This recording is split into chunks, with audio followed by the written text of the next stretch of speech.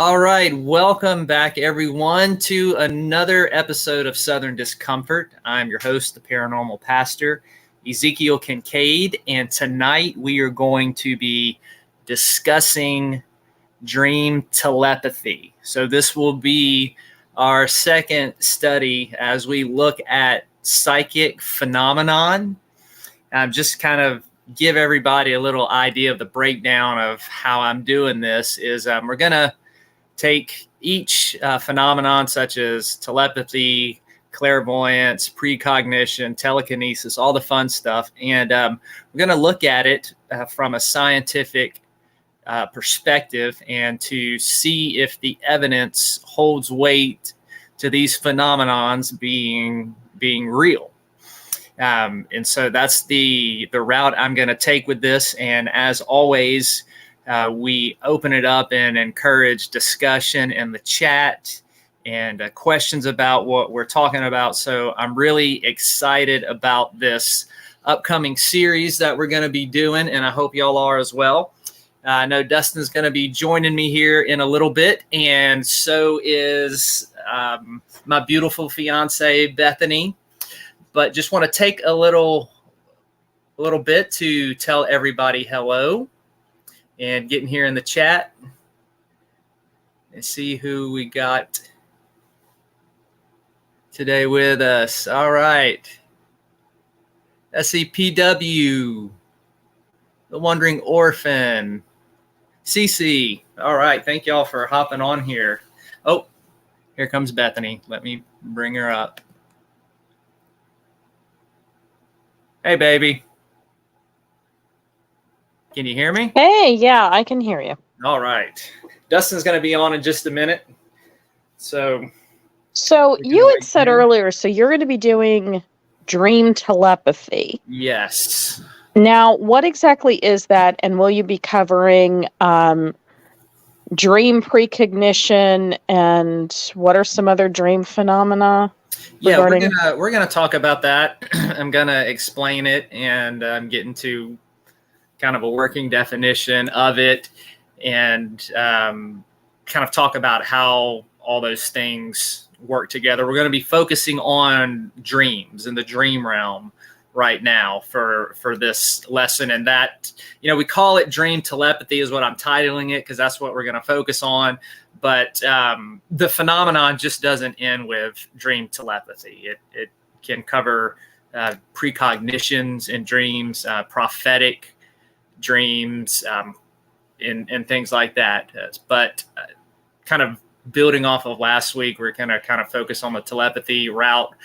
And like I always do, because me as a Christian pastor and my interest in the paranormal, I always get a lot of pushback from Christians who are of the very conservative guild that want to say psychic phenomenon is satanic and evil and demonic. So I'm going to be addressing what I talk about too from a biblical perspective, from my understanding, to show that these things are not the work of the devil. See who else we got in chat. Elysium, Soul Watcher, Kindred Paranormal. All right. Thank y'all for hopping on here for this very interesting subject. But yeah, baby, that's gonna be what we do.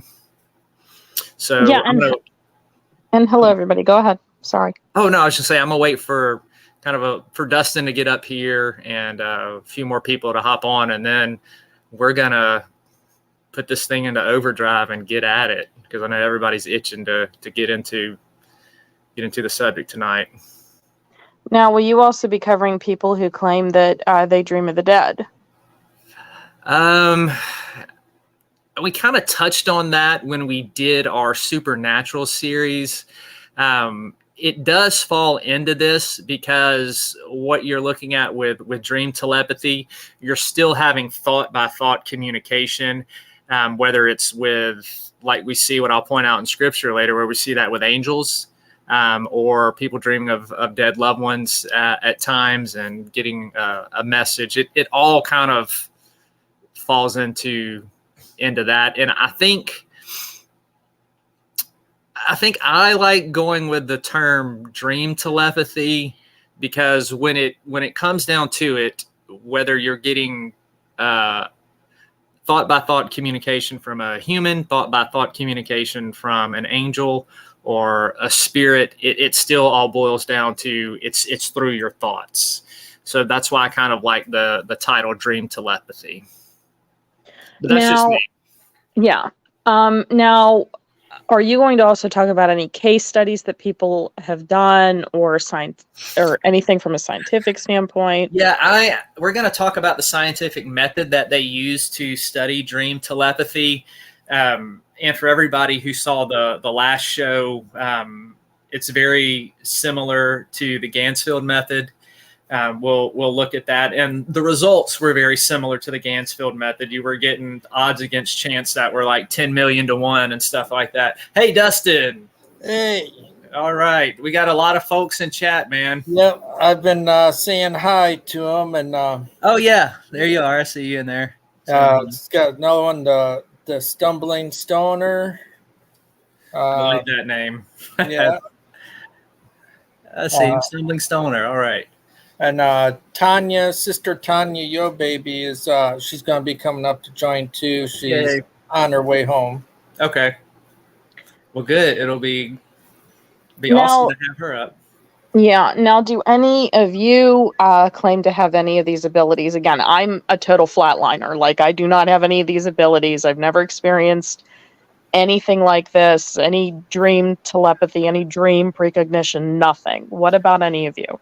Yeah, let everybody share their thoughts and experiences in chat. And, once I'm kind of done with the little teaching part, we can put some of those questions and experiences up on the screen so we can highlight those.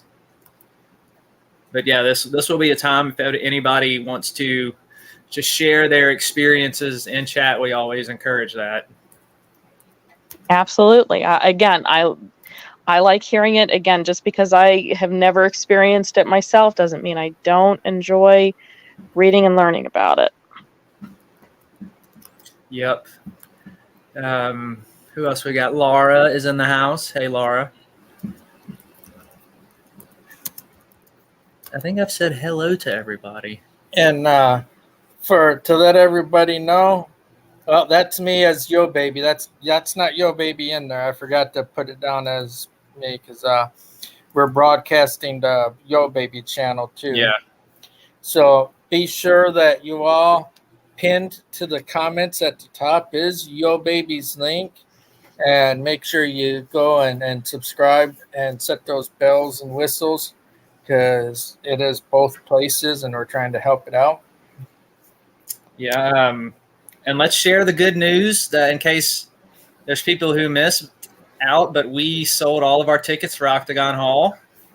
Yes, we did. So woohoo on that, y'all. We got a full house. So we're excited to have everybody up there and be able to do this investigation. And we're so close, Dustin. Very close. Time, man.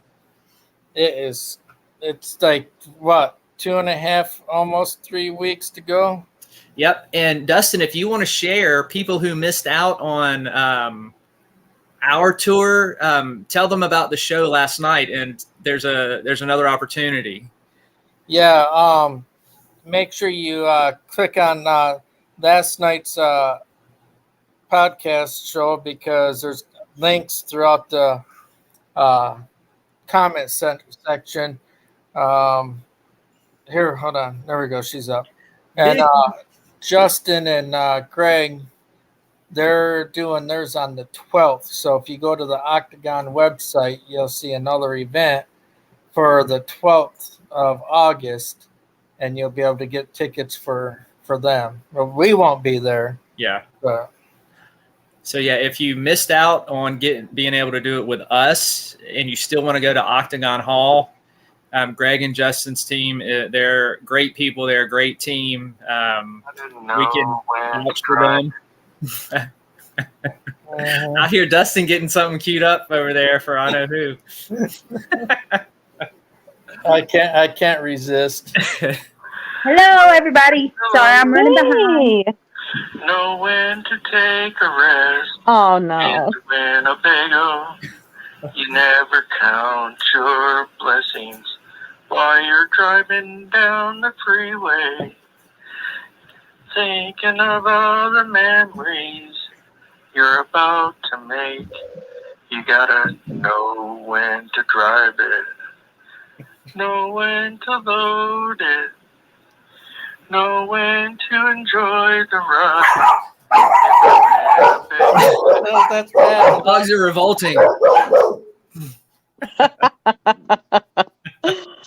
So that's Dustin's song for Bethany about the Winnebago. Yeah, We're gonna start seeing if Winnebago will sponsor us. As much as we that talk chariot from hell. Yeah. Yeah. Well, you got a few people in chat talking about how they've had dreams of basically before somebody would die. Yeah. That seems to be a common theme. wait a Again, I've second. never experienced anything like that, so Wait a love second. hearing about it. Everybody hear me? Hey, Vicky. Hi. Hi, Vickie. How's everybody doing tonight? Vicky's in the house. Good. Dustin, I just commented in chat, but it popped up under Yo Baby Blondie's name. You What gotta. the heck? Yeah, we have them connected. It's Yeah, streaming on both channels. Look where if you look where the post a comment box is, look just to the left, you're gonna see a little circle with an icon, YouTube icon, and a drop down. Click it and you'll see all destinations, PPR, and Yo Baby. And you just click on the PPR, and that'll be us. Okay, well, okay. Just so everybody knows, I guess I'm just gonna stay under Yo Babies. Okay. All right, y'all go back. I'll shut up now. Love y'all. You're good. So, dreaming of people dying before they do that's a common reported phenomenon with this subject and dream telepathy and things like that. So, since we're already rolling with this, let's just go ahead and jump in it. So dream telepathy is kind of pretty much the same thing as what we talked about last week with mental telepathy, but it's while a person is asleep, and it's the sending of mental images to the person who is in a dream state. With the dreamer, when they're receiving the images, they sometimes start to incorporate those images into their dreams. So to understand how interest in testing this began and came about, we need to first kind of go back to what we talked about last week with the Rhine Institute and J.B. Rhine and his study on telepathy and when people are awake. And we talked about the use of the Zener deck.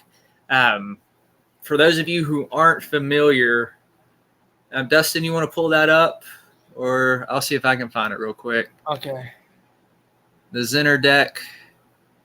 Should be down towards the bottom. Yeah, I'm getting there. Rolling, scrolling. Here, I got it. I got it. Or you got it? There.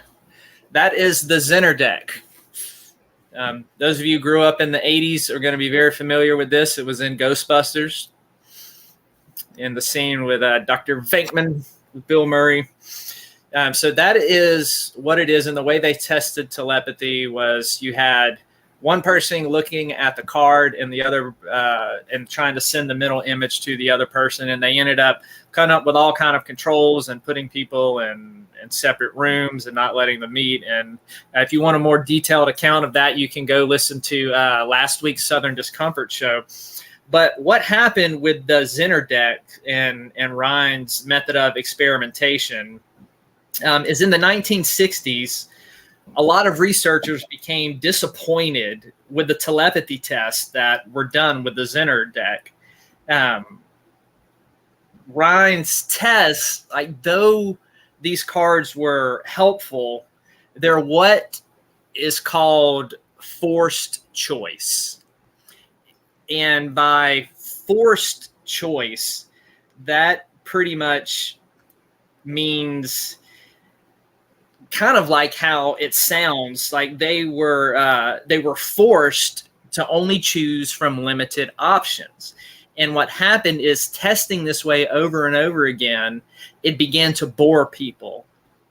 And they stopped concentrating, stopped focusing on it. And the testing kind of just started to decline.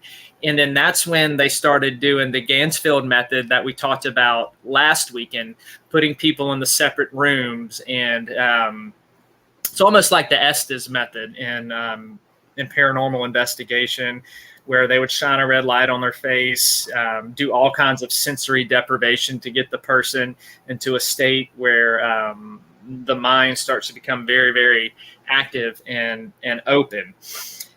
And this allowed more of a, what they call free response, is they would be able to, they started making decks of cards and pictures with just totally random stuff in it, and people could pick whatever they wanted out of that deck and start to send those images. And once they changed the method up and even put in more controls, they saw that spike that we looked at last week, where they were getting odds against chance 10 million to 1. And so this free response method, they began to start to figure out more things that they could do with it. Let's see if I want to talk about this. No, that's going to get us off. We'll say that for another time. So they started to take this method, and they were like, I wonder if there's any way that we could try and test this on dreams, somebody in a dreaming state. And there is this research place called the Maimonides Medical Center, and they became famous for their Dream Study Center. And this place is in Brooklyn, New York. And they started the whole Dream Lab, and you can research that online. But it was very, very popular. And they started these testings back in the late 60s and early 70s. And they ended up being led by this guy, Ullman, and I think the other guy's last name was Nipper or something like that. And they begin to devise a whole bunch of series of research and testing on dreams and dream telepathy in a laboratory. And what they found out is that it is possible for a person to send mental images to another person in a dream state. And the results that they had were staggering, astronomical, some of the words that have been used about it, because you had this, 1,000,000 to 1, 10 million to 1, all of this high number against chance. And they were blown away by the research in the testing.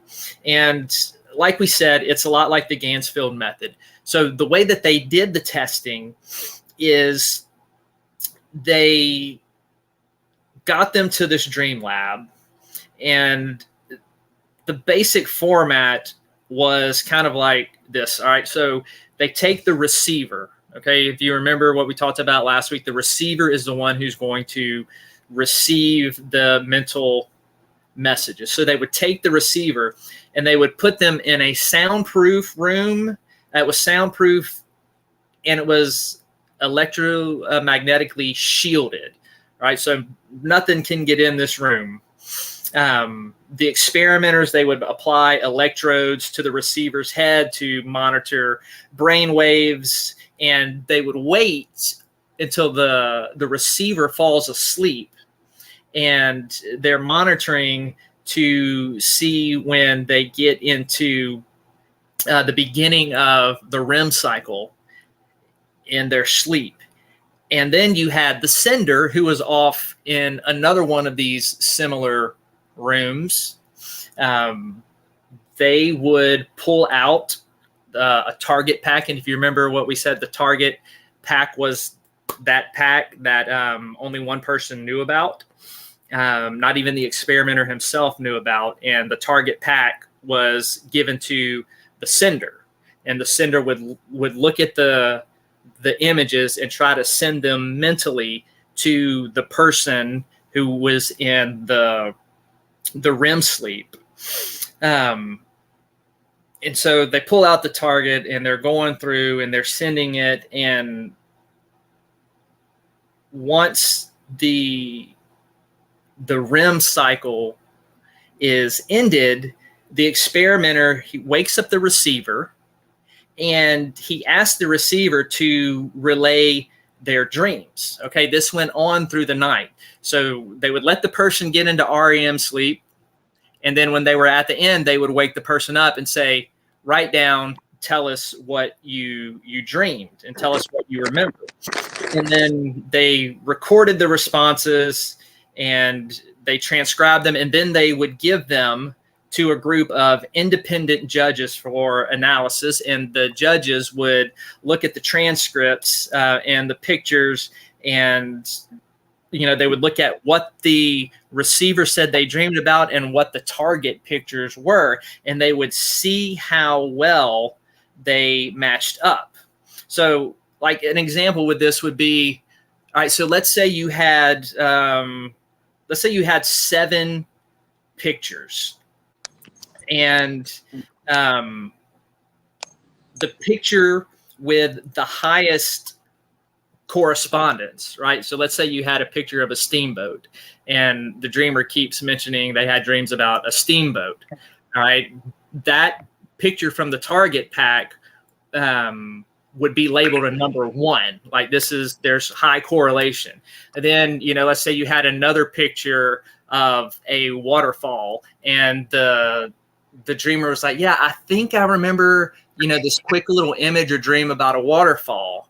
Right? Then they would say, okay, not as much in the dream, but it's still there. So we'll rank that one a 2. And they would go through and rank the pictures 1 through 7.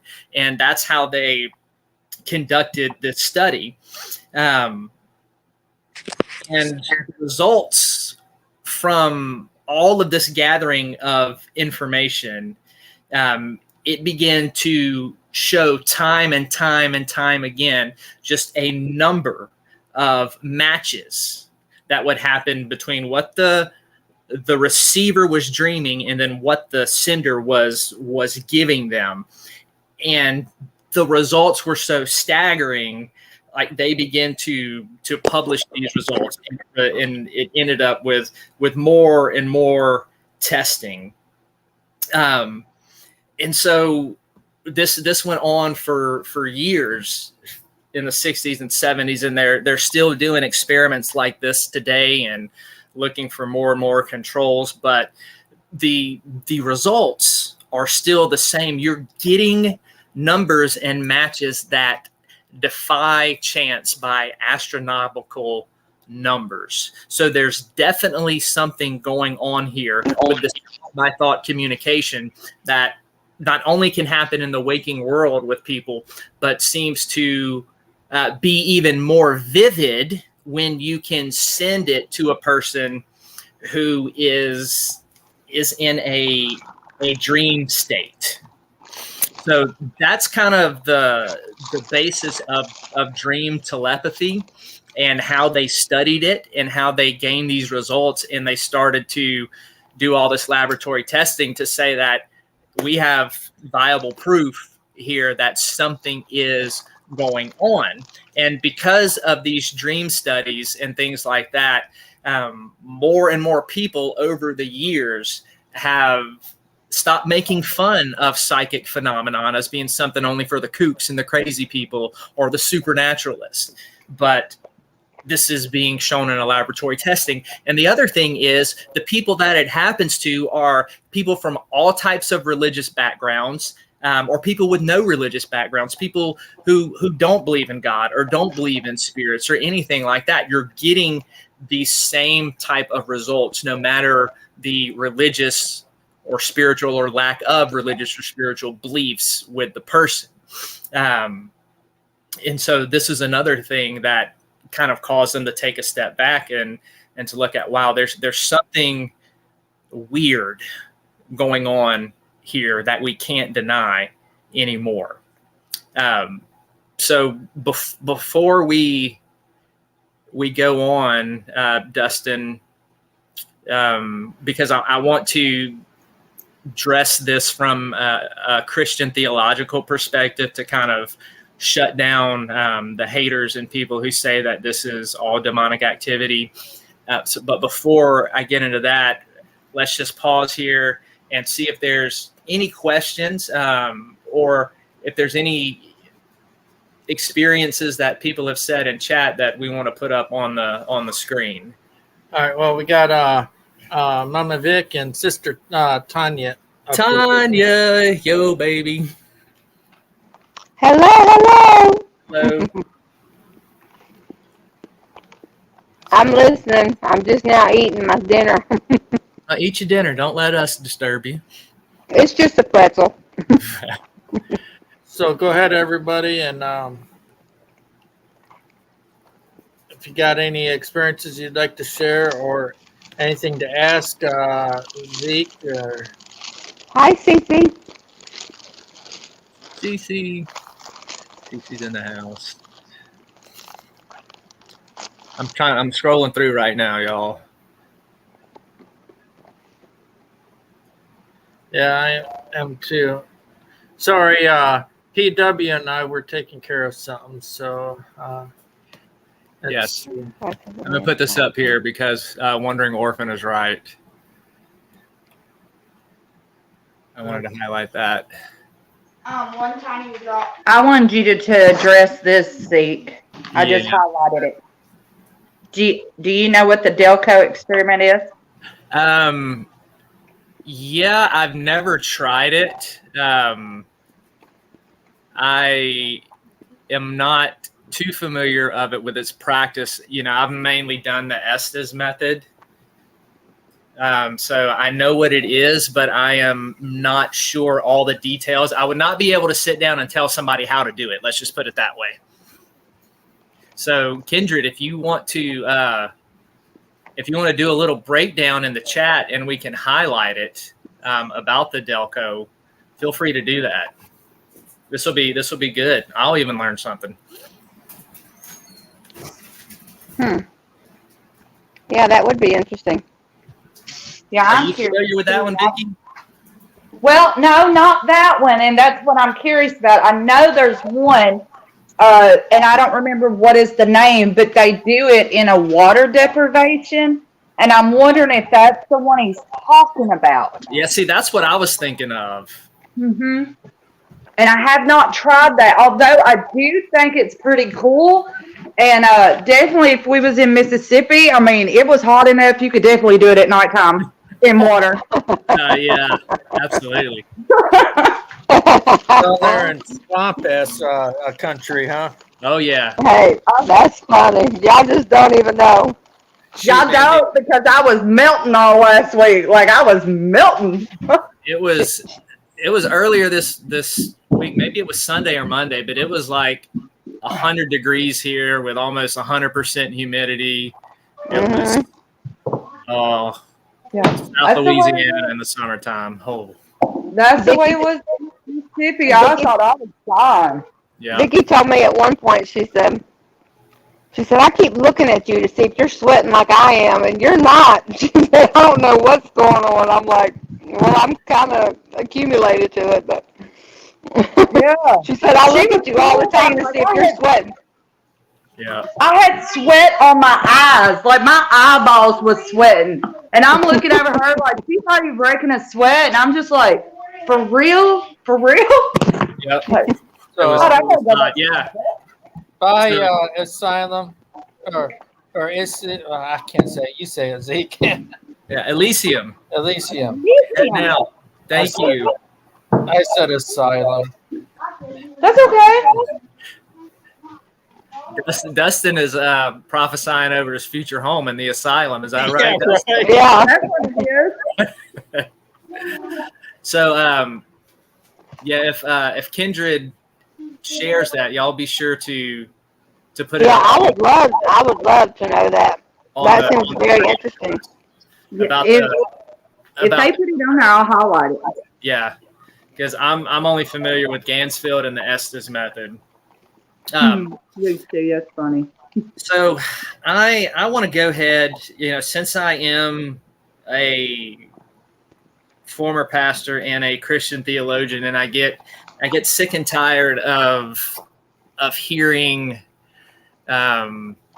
people call psychic phenomenon of the devil. I want to address that, and hopefully, I'm sure all of you who are watching, no matter what your religious or spiritual background is, if you do this long enough and you study this and you talk about it long enough, you're going to encounter people who are going to lump every psychic phenomenon into something demonic.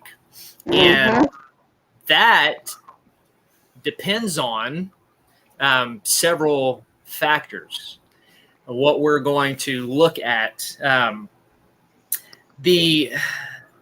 The thing is, we have to remember what I just said, and what I said last week too, is in these laboratory experiments, it was people from all types of faith, all types of backgrounds, people who did not even have any religious or faith practice. And let me remind you too, last week, what we talked about, everything at the Rhine Institute in Duke, their first student that they tested for telepathy was a pastor. He was a Duke Divinity student.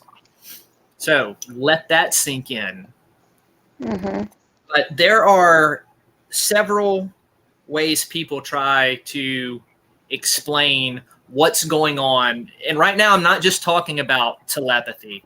All right, I'm talking about psychic phenomenon across the board, right? But we're focusing on telepathy tonight, so I'm going to kind of go that route. But what I'm going to tell you is kind of 5 different views that that people have on this that I've come across. You may have something else to add, but when I sat down and thought about this, these were the 5 things that I could think of. Number 1 is people say that this is a purely spiritual power that transcends matter and energy of any kind. Right? This is purely a spiritual thing. A second point is it is the power of departed spirits or demons using humans as their mediums. So this is a little different than the spiritual view. It's not, in this view, it's not so much a spiritual power that you have, as it is there's something evil, demonic, that is communicating to you and through you, you're almost like a medium for it. The third thing is it can be this unknown physical energy that operates all around us, all through space and time. And this physical energy consists of what parapsychologists call these little psi fields. They're packets of energy all over that enable this type of communication. So this, if it's a psi field, this would be that it's part of nature. And because it's part of nature, it is a natural phenomenon that can be tapped into. We've talked about that type of thing when we looked at quantum physics, and we'll actually kind of address that here in just a second. The fourth thing that I could come up with is, instead of calling it a psi field, it's another unknown form of energy that doesn't cross space. All right. So it's not around us. Rather, it's inward. It's this inward energy at the psychic center of all humans that they're able to use and open up and carry it forth. And somehow you have the energy in one person can connect with the energy of another person, and it allows for this transferring of information. And then the last thing I could think of is that it's a result of living in a holographic universe. We talked about the holographic universe theory when we were doing quantum physics in the paranormal way back when we first started Southern Discomfort. And basically the underlying thought of the holographic universe is there is a collective consciousness that unites all people, that unites all of creation, and it's tapping into this collective consciousness that enables us to do this. So when we look at the laboratory testing, and we're coming at this from a scientific standpoint and based on everything we said, I think number 1 and 2 are out, right? It's not a purely spiritual thing, and it's not power, and it's not demonic power. Now, we will get into, can this ability be heightened and used by spirits? We're going to talk about that in a little bit, but having its origin in it, and is it dependent on spirits or demonic spirits? So I think 1 and 2 are out. So it could be, I think it's one of the last 3. It's a psi field, or it's an unknown energy from within a person, for person to person, or if the holographic universe theory is correct, then it could be a result of collective consciousness. So one of the things I want to talk about is this natural phenomenon. Can it be increased? Can it be used by God? Can it be empowered by the Holy Spirit from a Christian perspective? Can it be empowered by or heightened by a demonic spirit? Can it be heightened by a spirit from the dead? These are things that we are going to look at.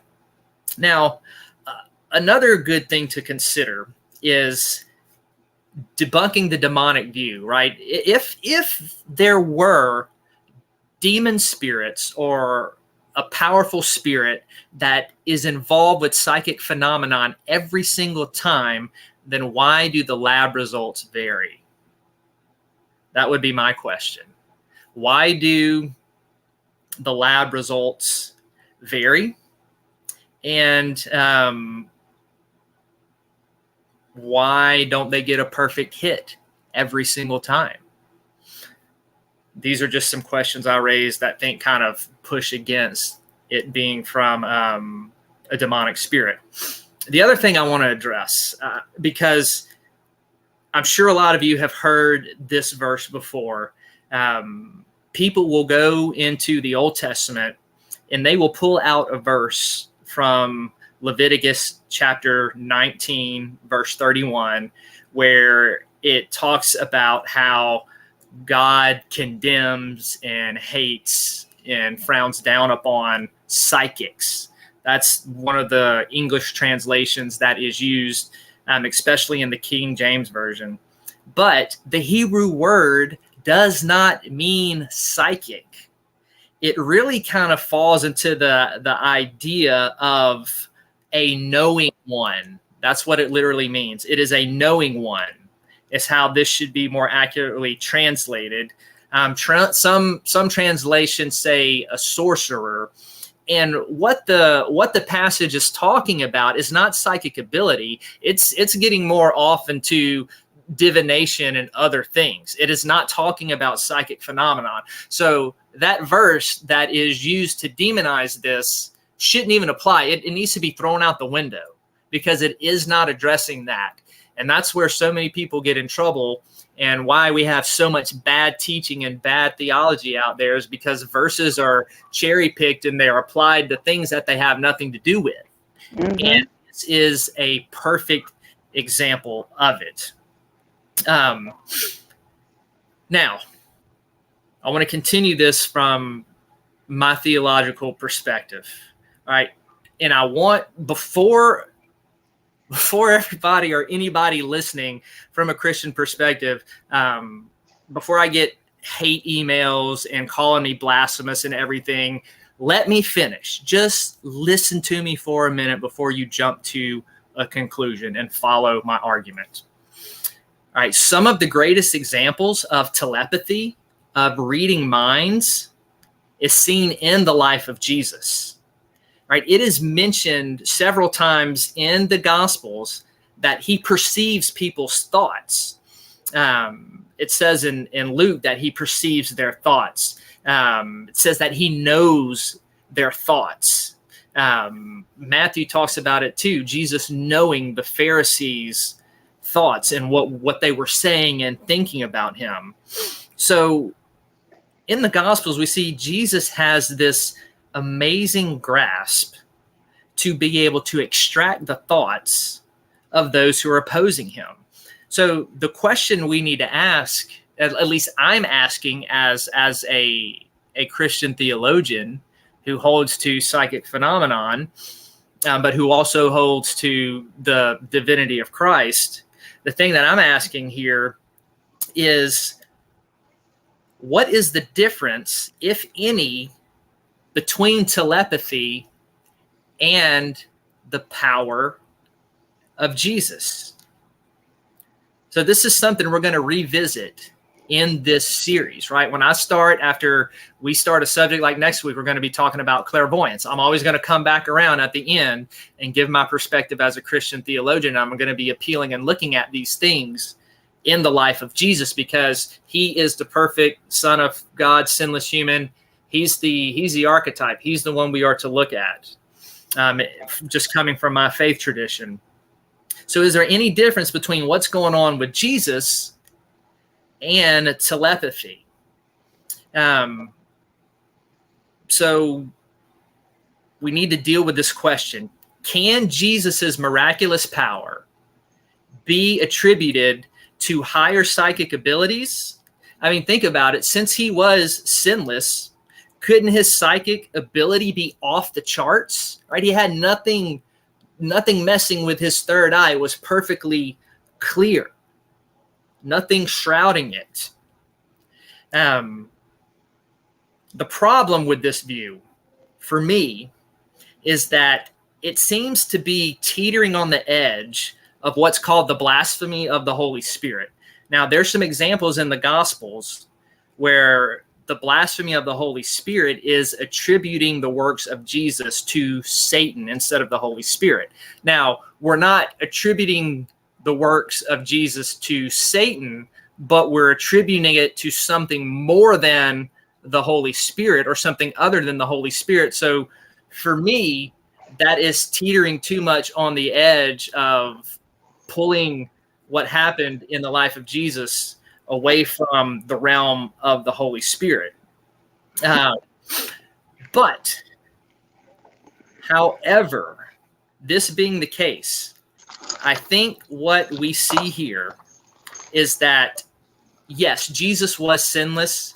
Would he have higher psychic abilities? Certainly he would.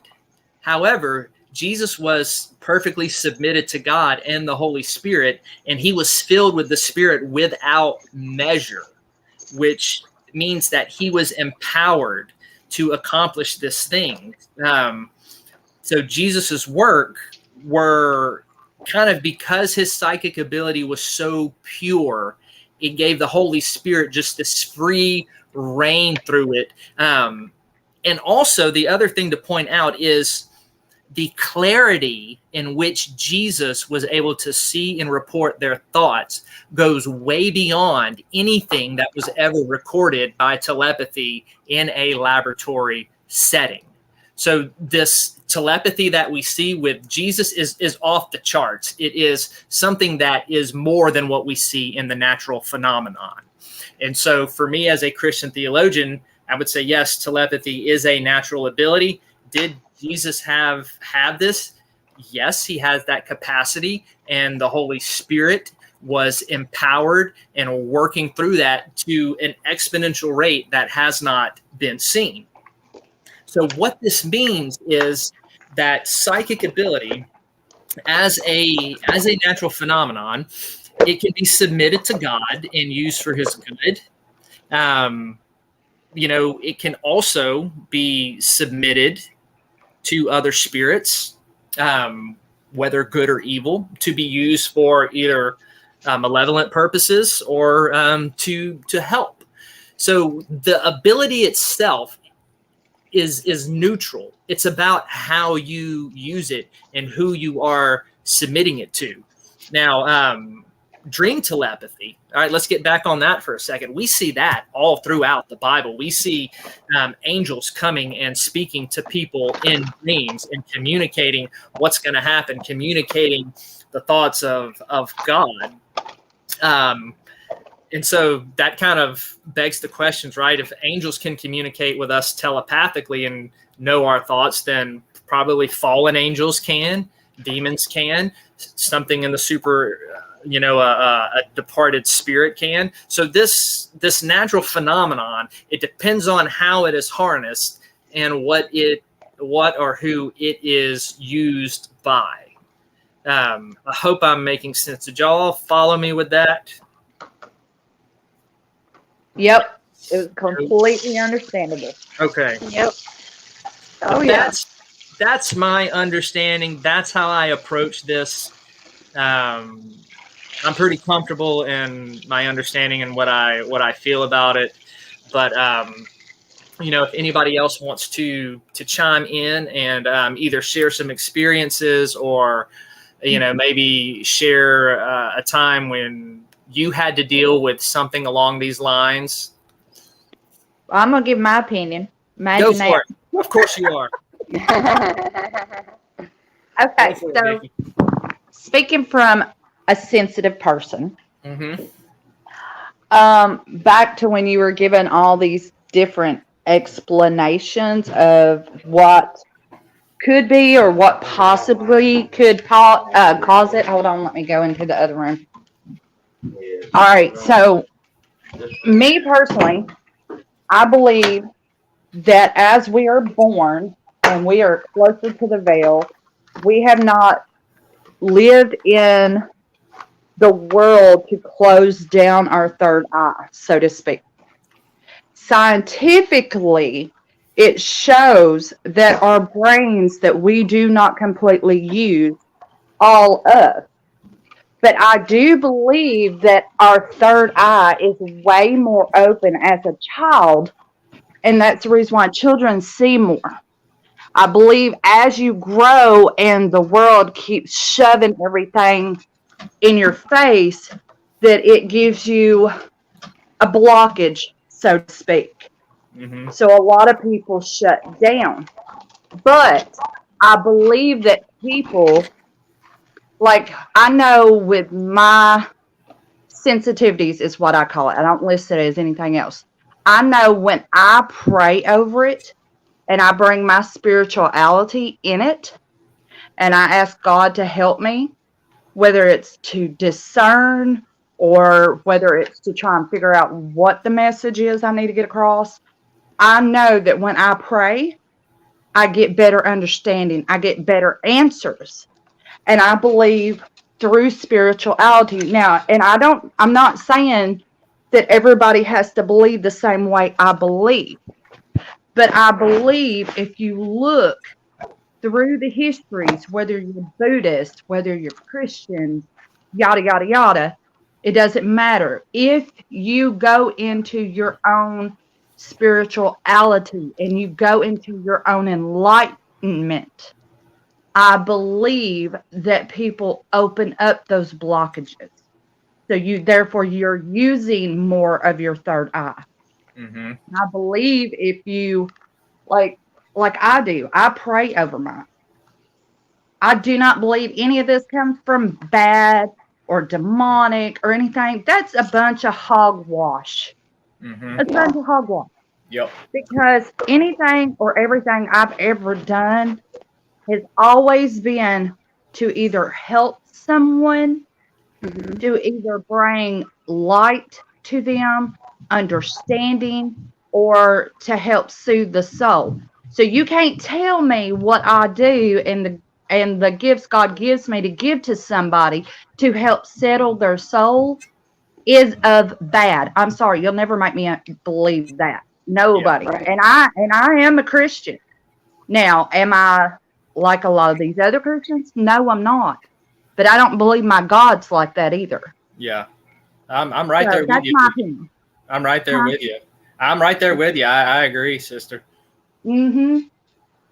So, but that's my opinion. I believe that we all have it, but I believe a lot of times we get blocked up starting as children. Because if you go back and look, and there's been studies done, most children grow out of the mediumship abilities by age 9, 10 at the latest. Why is that? Why do they close down? It's because the world has done came in, has done right. told them what they are to believe, what they're not to believe, and they've done started doing the blockages. So therefore, we're shutting parts of our brain down. Mm-hmm. What's good and what's bad, the world's done put it in their head, you know.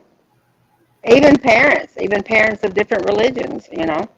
Even cartoons are doing it. Have y'all seen the Right. cartoons in today's time? Mm. Yeah. Yep.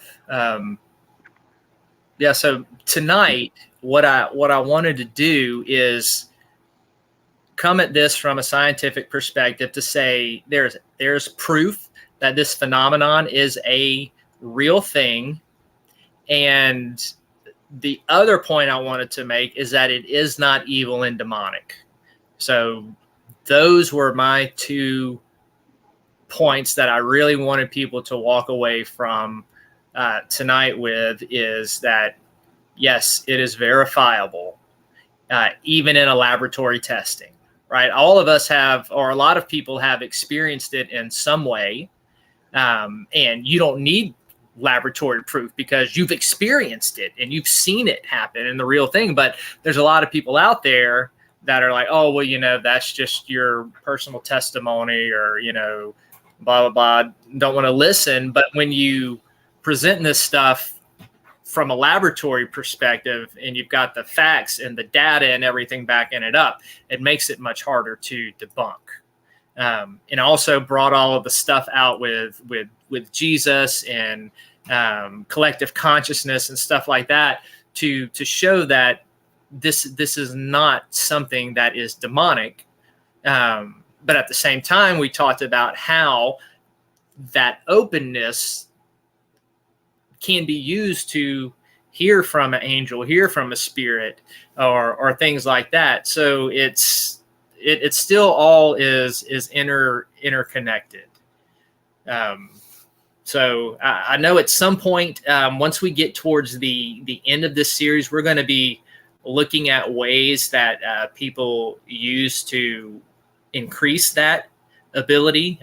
We'll look at talk about opening the different chakras and stuff like that. We'll get into all of that towards the end when we start looking at practical applications. But just for the beginning, I just want to give some solid facts, give kind of a little bit of a theological perspective, and really set off from the start that this is not a demonic phenomenon. So, well, you do have some people in chat actually talking about that. Elysium was actually quoting some different verses, it looks like, if you go through it. The Wandering Orphan said that they recall that even in the Bible, saying in several places that all gifts are from the Creator, and it's never disputed unless it's harm. Yeah, I see Elysium talks about the verse in Galatians. Yes. That one has nothing to do with psychic ability. Again, that has to do more with divination from a biblical perspective. So again, it's not addressing psychic phenomenon. It does, the one in Galatians is kind of similar to the verse in Deuteronomy. When the one in Galatians talks about quote unquote witchcraft, it's kind of going along more that lines of communicating with spirits for a more sinister agenda. So that is more the condemnation there. Yeah, I don't believe that it's demonic or anything like that, but I don't believe everyone has that kind of ability. I know I never did. No one that I really knew in my personal life ever did. I kind of feel that it depends on the person. I do believe that there are some people, yeah, but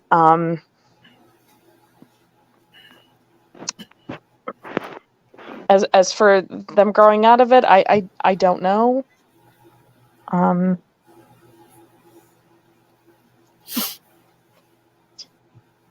Does anybody actually, my question is for anybody, does anybody have any like experience with what you were talking about?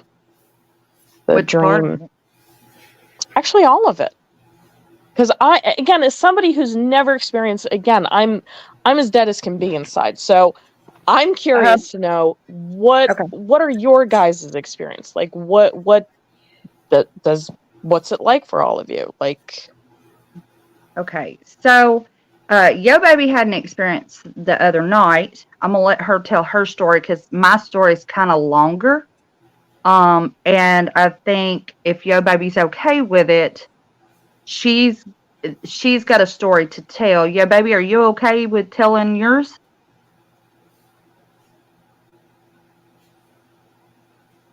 Yo Baby. Sorry, I was on actually, mute. oh, sorry, there was a question for Zeke. Go ahead, Yo Baby. Oh, okay, are you talking about the night before you left? Yes, I am. No, I have no problem with that. She'll be Where'd back. she go? Hold on. There she is. She's coming back. Oh, did I go away? You're there. Okay. All right. All right. Hang on one second. Let me. I'm not even on my Wi-Fi. Go ahead and answer that question, and then I'll come back to this. Let me get on my Wi-Fi real quick. Take your time. Actually, Elysium asked, is fortune telling okay for Christians? I'm not a Bible thumper, asking because my mom gets them. Mm-hmm. That is a debated topic. Some people say, yeah, it's okay, it's harmless. Some people say no, that it is seeking knowledge outside of God in his spirit. Some people say, no, God can use that. So, that's going to be something that you're going to have to kind of research on your own and come to your own conclusion with, because people are divided on that. Now, as a Christian, my point on that is about the fortune telling. So I think that it can go either way, because even God makes a statement in the Bible, and it says, and it refers to nobody would know the time of the ending or the time of your passing, because only I know. Even a reference to like the amount, I forget how it said, but like the counting of the hair on your head. Do you remember that comment, Zeke? How it's worded? Yeah, there's a passage there where the disciples are asking Jesus about the time of his second coming. And he says, nobody knows the day or the hour. Only the Father in heaven knows that. He also talks about God is so intimately involved in our lives and cares so much about us that he even knows the numbers of our hair. How much attention he pays to us. Right. So with that being said, just taking that small little, even though it's got such a big impact, I don't want to belittle that, but that small little reference, I believe, from my Christianity, my spirituality, I believe We only know what God allows us to know. So somebody can tell you a fortune, somebody can read tarot cards for you, and they may play out if that's what God's wanting you to know. Right. But if he doesn't want you to know, then no, it's not going to play out for you. It's not going to be. But you've got to be careful because there's so many people out there that are scammers and fraud and say they're mediums. They'll say they know how to do this. They know no, what they've done is they've been so long scamming and fraud, they know how to read a room. Yeah. They know how to read people.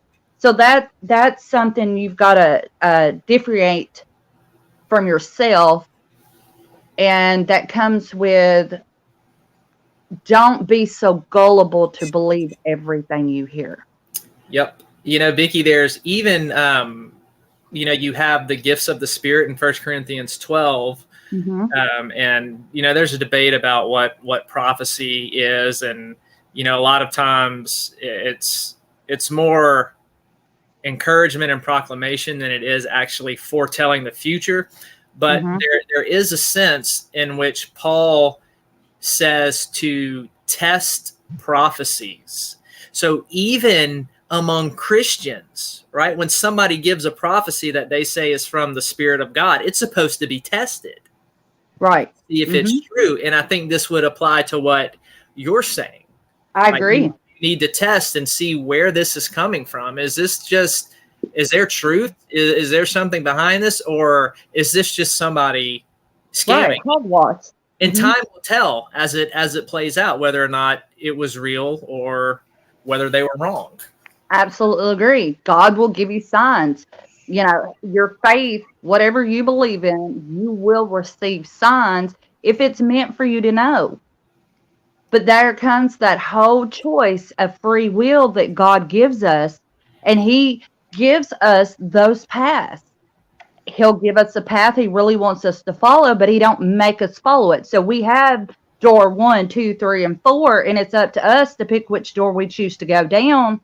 And that door that we go down could be what that person's reading from the tarot cards, but ultimately you've still got to choose that own path. And if you don't choose that path, it don't matter what those cards say. Mm-hmm. You see what I'm saying? Yep. But now we'll go back to the dream thing.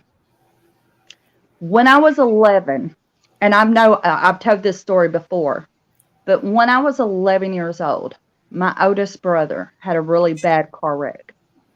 I was asleep. All right. And he was riding around with his friend, and his friend, they were young. I think my brother was like 19, 20, somewhere through there. And his friend had been drinking. Well, my brother begged him to take him home. So he kept laughing at my brother. And he belittled him because my brother wanted to go home because he wouldn't stop drinking and he was driving. Well, lo and behold, guess what? Out of freaking huge fields, there was one single tree, and they hit the tree, and it hit on my brother's side.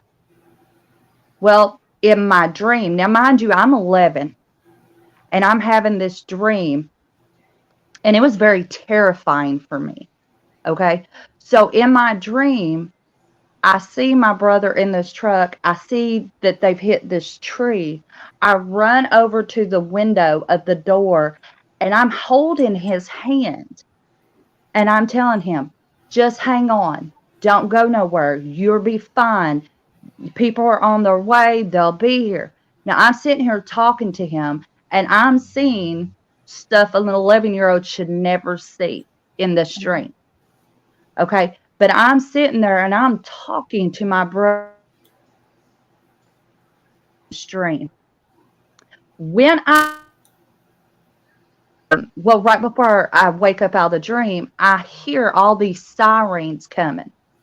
And I glance and I see lights. As I see the lights, I'm talking to my brother, and I told him, I said, they're here. Just hold on. Don't go nowhere. Right? I wake up. I start screaming and crying for my mama. and my papa, and my mama gets up and she comes in there, and me and my mother goes to arguing in the kitchen because the kitchen was right by their bedrooms. And I'm screaming. I'm like, you've got to call the hospital. I was like, my brother's been in a wreck. I'm not saying his name, but I said his name to her. I was like, he's been in a wreck. It's bad. I don't know if he's going to make it. We've got to go. We've got to go. Me and my mother stood there and fought for 3 or 4 minutes. And finally she yelled at me and she's like, you need to go back to bed. It was just a nightmare. Blah, blah, blah. I turn around and I look at her and I was like, I can't believe you won't listen to me. So I stormed to my door. And as soon as I opened my bedroom door, the phone rang and it was the hospital. The hospital called, said, get down here. We've already lost him once. We don't know if he'll make it through the night. Now, my brother was in ICU. He clinically died for almost 3 minutes. They brought him back. He was in the hospital for almost a year. He had to relearn to walk. He had brain trauma. His face and head swelled up. I couldn't see him in ICU because I was only 11. So I had to wait a few months for him to be down. And when I walked in, I had tears going down my face. Do you know what his first words to me was? His first words to me was, why did you leave my side? Why did you leave me? After he got better, me and him talked about it, and he told me how he saw me there and he knew I was holding his hand and he was speaking to me. And I never told him my dream until after he started telling me this. Okay. Now, my brother also said that when he died, he spoke to Jesus, and Jesus gave him the option of coming back or staying and going on to heaven.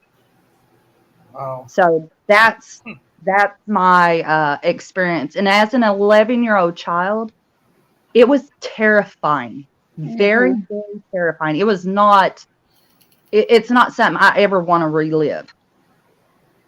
Yeah. Yeah. I never tire of hearing you tell that story, Vickie. Well, thank you.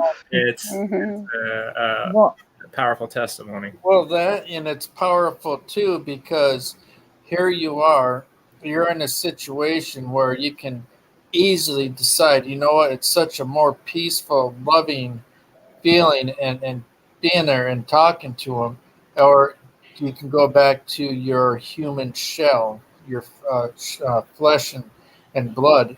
That right there, you know, that shows how much you love life and, you know, how much everyone means to you.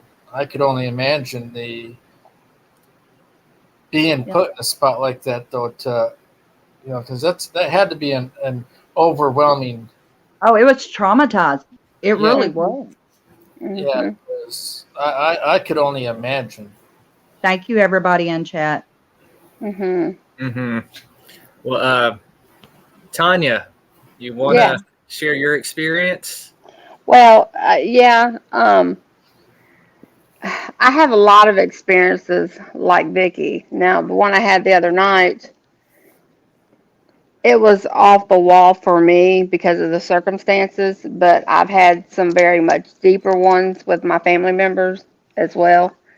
But the other night, you know, Vickie was here for 3 or 4 nights, or 4 or 5 nights. But anyway, yeah, I slept good. Every night. We just crashed pretty much. And for some reason that night I kept waking up and I dreamed of a really good friend of mine. And I don't know if a lot of y'all, you know, have heard all of the story behind some of my friends, but when I lost my mother, my brother, and my sister, and my other sister, all within like 13 months, it just seemed like the friends that I thought was always there, that was my friends for life, back through my childhood, they all of a sudden was gone, you know, except for one. And she's one that's a really close friend, but she's also one that we might not talk for 6 months, and then we will talk and be like we talked yesterday, you know. Um, but I never dream about her. I don't think I ever have dreamed about her. But I dreamed of her all night long. And even when I would wake up to go to the bathroom or just wake up and turn over, you know, I'd go back to sleep and I'd dream about her again. Well, as soon as I woke up that morning, I had a text on my phone. I picked up my phone and looked at it, and the very first thing that popped up, she had said that her mom had passed away through the night. And of course, me, I'm very much an empath. I can't say that. Of course, I could feel what she felt. I mean, she was there with me when Mama passed, you know, and I just immediately started bawling and think about it really hard. Uh-oh. Come back, Tanya. Are you there? Yep, there you are. Okay. Keep going. But anyway, her mother had passed away through the night as I dreamed about my friend all night long. And normally when I have dreams like that, I wake up wondering why, you know. And most of the time, if I dream like, you know, about somebody and I got a heavy heart, if I wake up in the middle of the night, it's like I know that I need to start praying for that person right away. And I do, you know. Um, Mhm. but so Vickie came in there because for some reason, like I said, I slept good all week long, but for some reason I woke up with a migraine that morning, and I happened to look down at my phone, and she walked in and was like, "Don't worry about you having a migraine." And about that time, I was looking at my phone and I was bawling, and I told her what had happened and that I dreamed about her all night long. Um, but and of course, you know, her mother had passed through the night, and so there was something to that. What did I tell But you? you said it was a warning. It was a Mhm. warning dream, yeah. Yeah. And but you know, I've had dreams. I mean, this is just something that's happened my whole life. I had a dream. I was sick, just got home from surgery. My mom was over here watching, taking care of me, and I had fell asleep one morning, and I woke up and I was screaming my son's name. And she's like, "What's wrong? What's wrong?" I said, "Something is wrong with my son and my oldest son." And she's like, "No, Tanya, you're just dreaming. It's fine. Go back to sleep. Everything's okay." And I said, "No, Mama, something's not right, and I need to call him." And she said, "Well, call him if it makes you feel better." So I called him, and he didn't answer the phone. Which at the time my son was driving a truck, so there was no reason. I mean, he always answered the phone because what truck drivers get bored, they want to talk on the phone all the time, you know. And so I knew something wasn't right. And so I fell back asleep. She told me just go lay back down. As soon as I closed my eyes, it was still early in the morning. My husband hadn't been gone for work very long. And he came through the door. And as soon as he came through the door, I knew something was wrong. And he come in there and he said, "Now, Tanya, I want you to stay calm." And I jumped up. I said, "It's Thomas." That's my oldest son's name. I said, "It's Thomas, isn't it?" And he just looked at me real funny and he said, "Well, Tanya, just calm down. He's okay." Da da da da. Well, he had jackknifed the truck, and they had the jaws of life was cutting him out, and then they had to rush him to Memphis Hospital because he had split his head wide open. But but I mean that's just another instance. But I mean this goes even when my brother passed away. I knew when he was going to pass away. I come home telling my mother and my sister that he was going to pass that night. I knew it. I had done been told in my spirit. I knew it, and he did. You know, I mean, and things like that has just happened. You know, my ex-husband, I knew when he got in a wreck. I mean, all of this stuff. I mean, things just, you know, I feel things. I can't explain it, you know. But the other night it was really strange. But I do have a lot of dreams sometimes, and like I said, most of the time I'll wake up and I'll start praying for that person, or you know, God, you know the situation, I don't, you know. So, but that's what happened the other night when Vickie was here. Mm, Mhm. wow. And Yeah. those I consider warning dreams Mm-hmm. because you get those, and it's like that dream in particular that was letting her know that her friend who was there for her needed her. Right. It was, it was an important part time for her to be there for her friend like she was there for her. You know what I Right. mean? Right. Because they didn't talk a lot, but they still Right. had that strong connection. Right. Yeah. Yes. Yeah, I had some two two experiences with my dad. He passed away in 2017, and he and I were very, very close. He was my best friend, and I guess it was about 3 weeks after he passed away. I had a very, very vivid dream, and I don't know if it was a dream or if I astral projected into the spirit realm, but it was extremely intense and vivid. I was in paradise, and I could feel the grass under my feet. I could smell the forest in the water, and it was this lush pasture land with this huge mountain.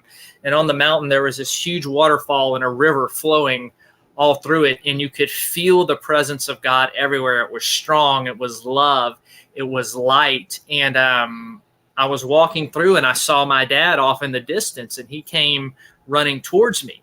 And when my dad died, he was the disease he had just ate up his entire body. He was just crumpled into nothing almost. But when I saw him, he was restored and healed and whole. And the first thing he comes up to me and he hugs me and he says, "Jared, isn't this place magnificent? Isn't it wonderful?" And I started to cry, and I said, "Yes, Dad, it is." And we started to talk about the things we used to talk about on Earth. And he just grabbed me by the shoulders and he looked at me and he said, "I'm okay now. I am at peace. I am better off than I ever was." And we hugged each other, and then he looked at me and he said, "It's time for you to go." And then boom, that was the end of it. And I woke up not knowing where I was for a few moments, and figured I had to finally feel around. I was like, okay, I was in my bed. I was asleep. The second experience happened a couple months ago.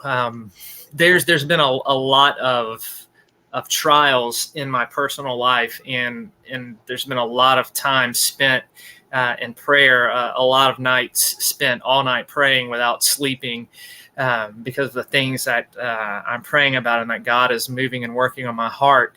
And one night after I'd finished praying, it was about 3:30 or 4 in the morning, and I laid back down, and I was about to fall into sleep, and I heard something, and it stirred me, and I woke up and I looked, and right behind me here, I saw my dad standing right here. Mm-hmm. And he looked at me and he said, "Jared, God has heard your prayers." And then that was it. He vanished and Oh, wow. disappeared. Yeah. Well, I'll tell you something.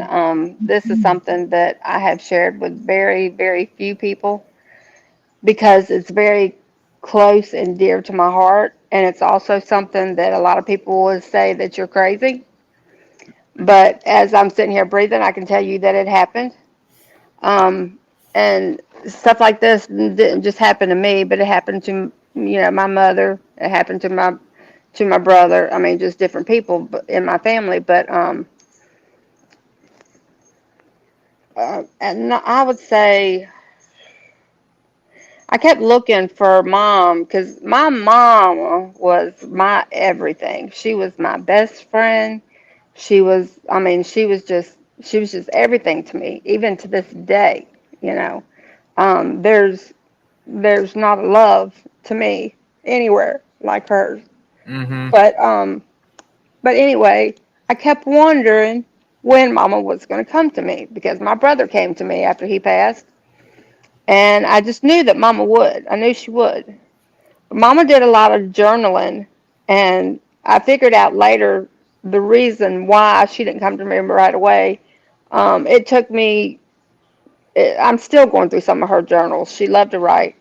But after I got to a certain point of something that she wrote is when it kind of hit me. I remember when her mother passed. She loved her mama like I love mine, and was walking out.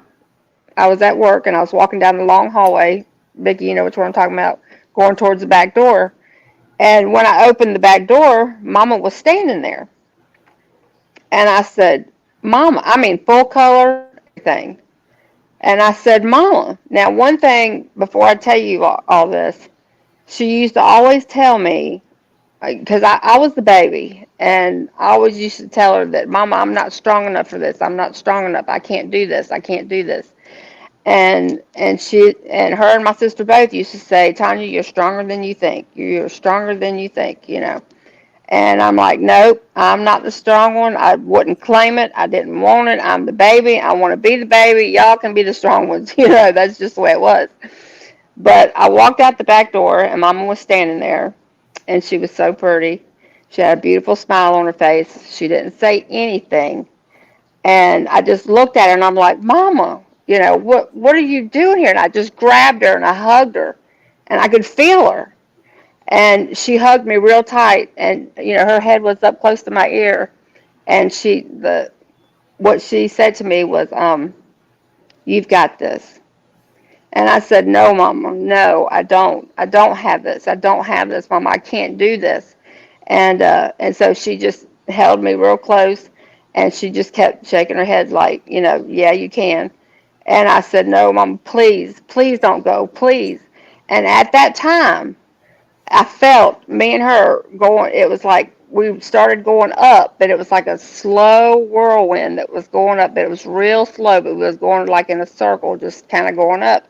And I said, Mama, please, no, please don't leave me. Please, I can't do this on my own. You've got to stay. And she said, you know, she just held me. And at that time, you know, I was begging her to stay.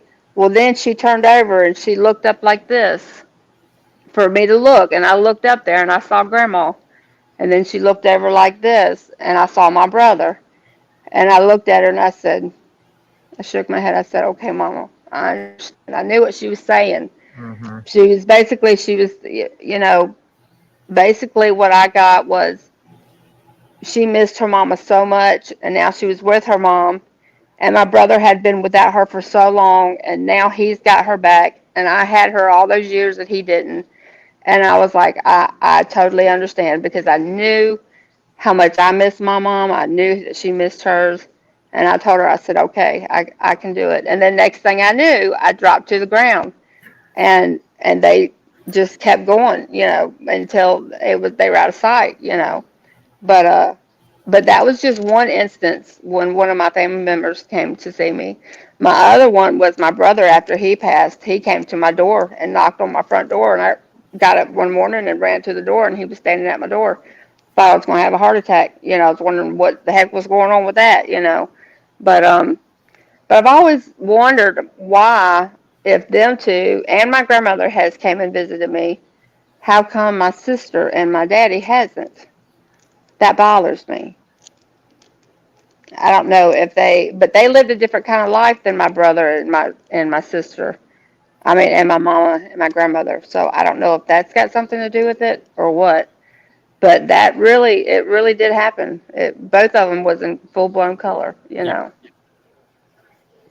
But I don't tell that to a lot of people because it is something that's close to my heart, and it's something that a lot of people be like, "Tanya, you're crazy," and I'm like, "No, no, I'm not. I promise you, you know." And You're in good company here. Absolutely. but yeah, I mean, of course, as soon as it happened, you know, I told my husband about it and everything, and he knows. I mean, because he's been there when things like this have happened. But so, Yeah. but that was that. Yeah. It did make me feel good that she came back because I knew she would. It was just a matter of when, you know. But some of her journals, talking, writing, where she wrote. There she is. Where she wrote letters to her mom, you know, telling her how much she missed her and she felt like an orphan. And that's what I felt like, you know, because I'm the last one. I have no siblings, no parents, you know. But Mama lets me see her and other little things nowadays, you know. Mm-hmm. Yeah. I love you, Susie. I love you too. Thank you for sharing that, Tanya. Thank you. Well, thank you for listening and not judging. Absolutely not. Like I said, you're in good company here. Thank you for sharing, Vicky. Thank you for sharing. I know people in chat have been sharing different experiences with losing loved ones and seeing them. So just all around, thank you.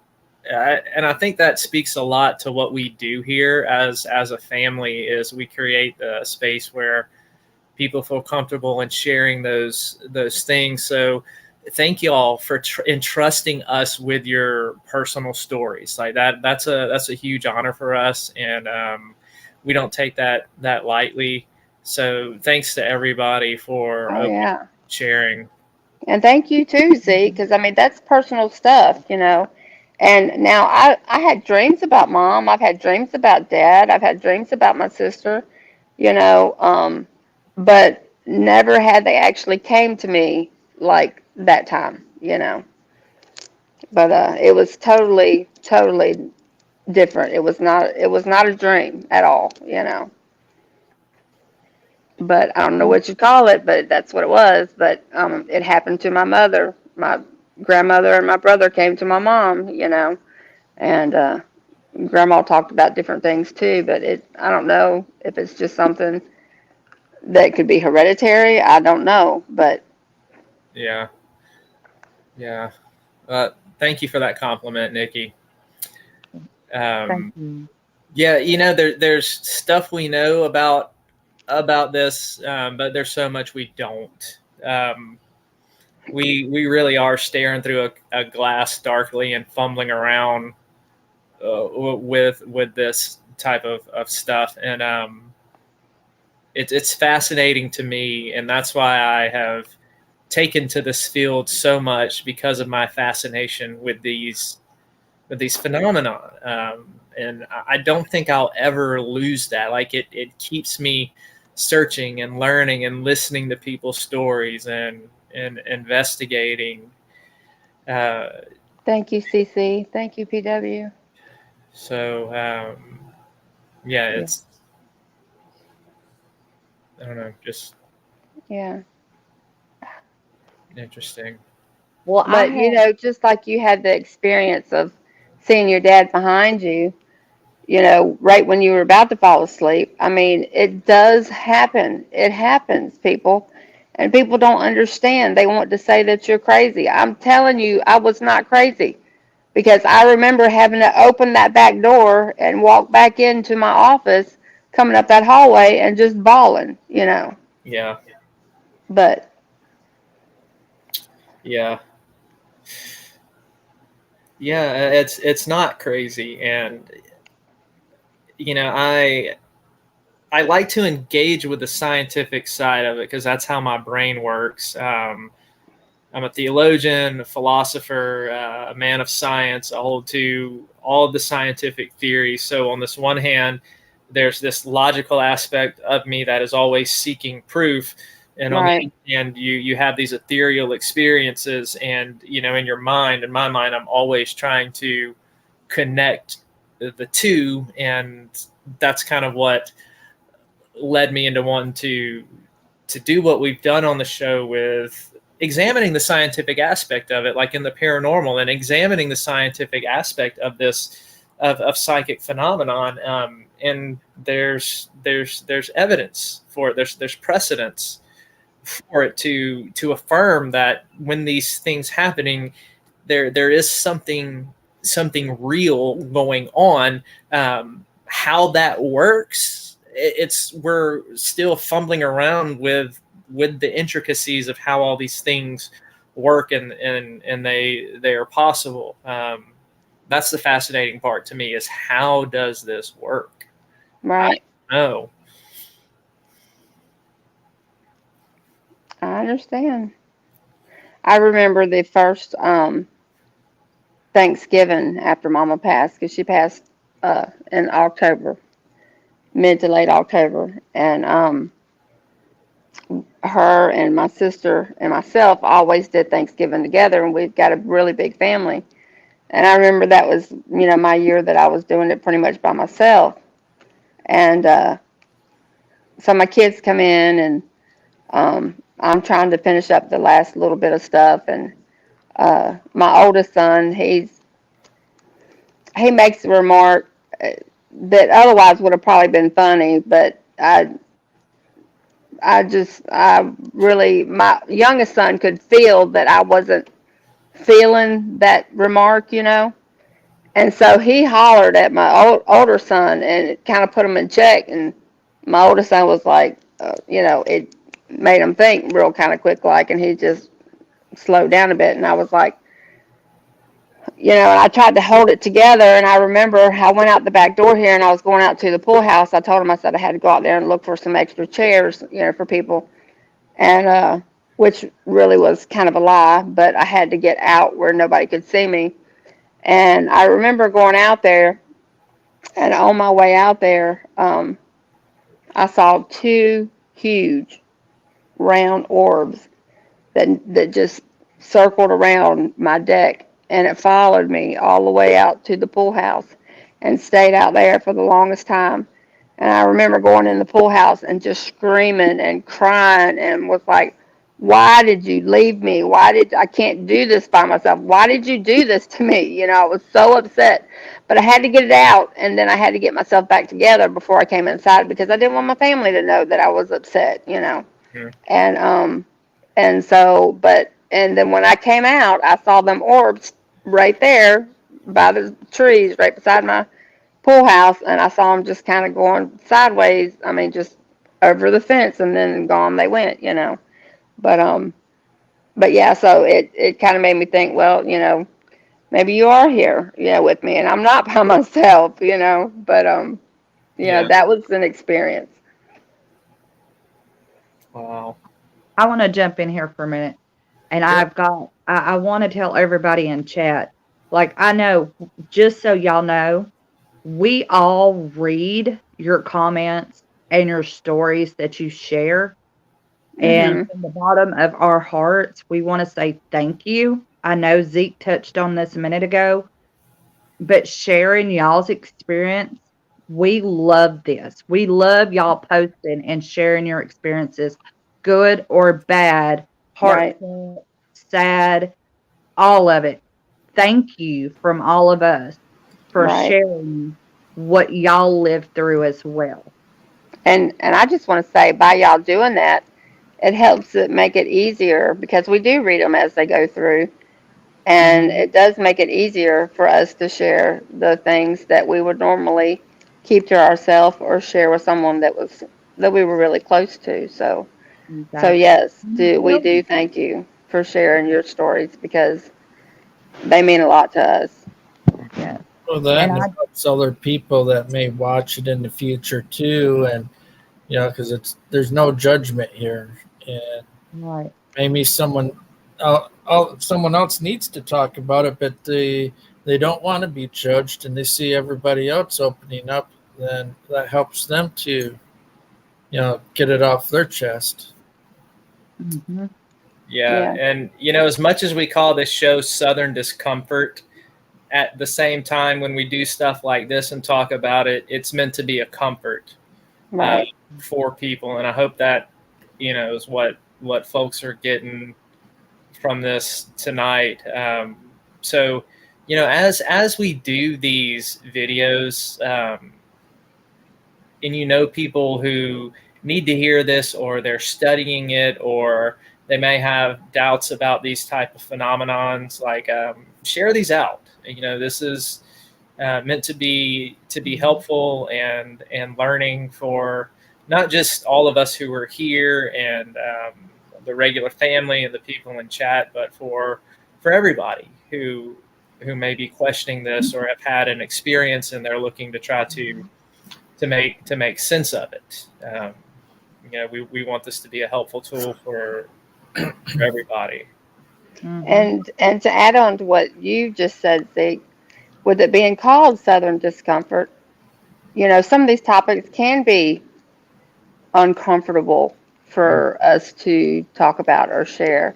But in the end, we do it because we do want it to be something that's comforting to y'all.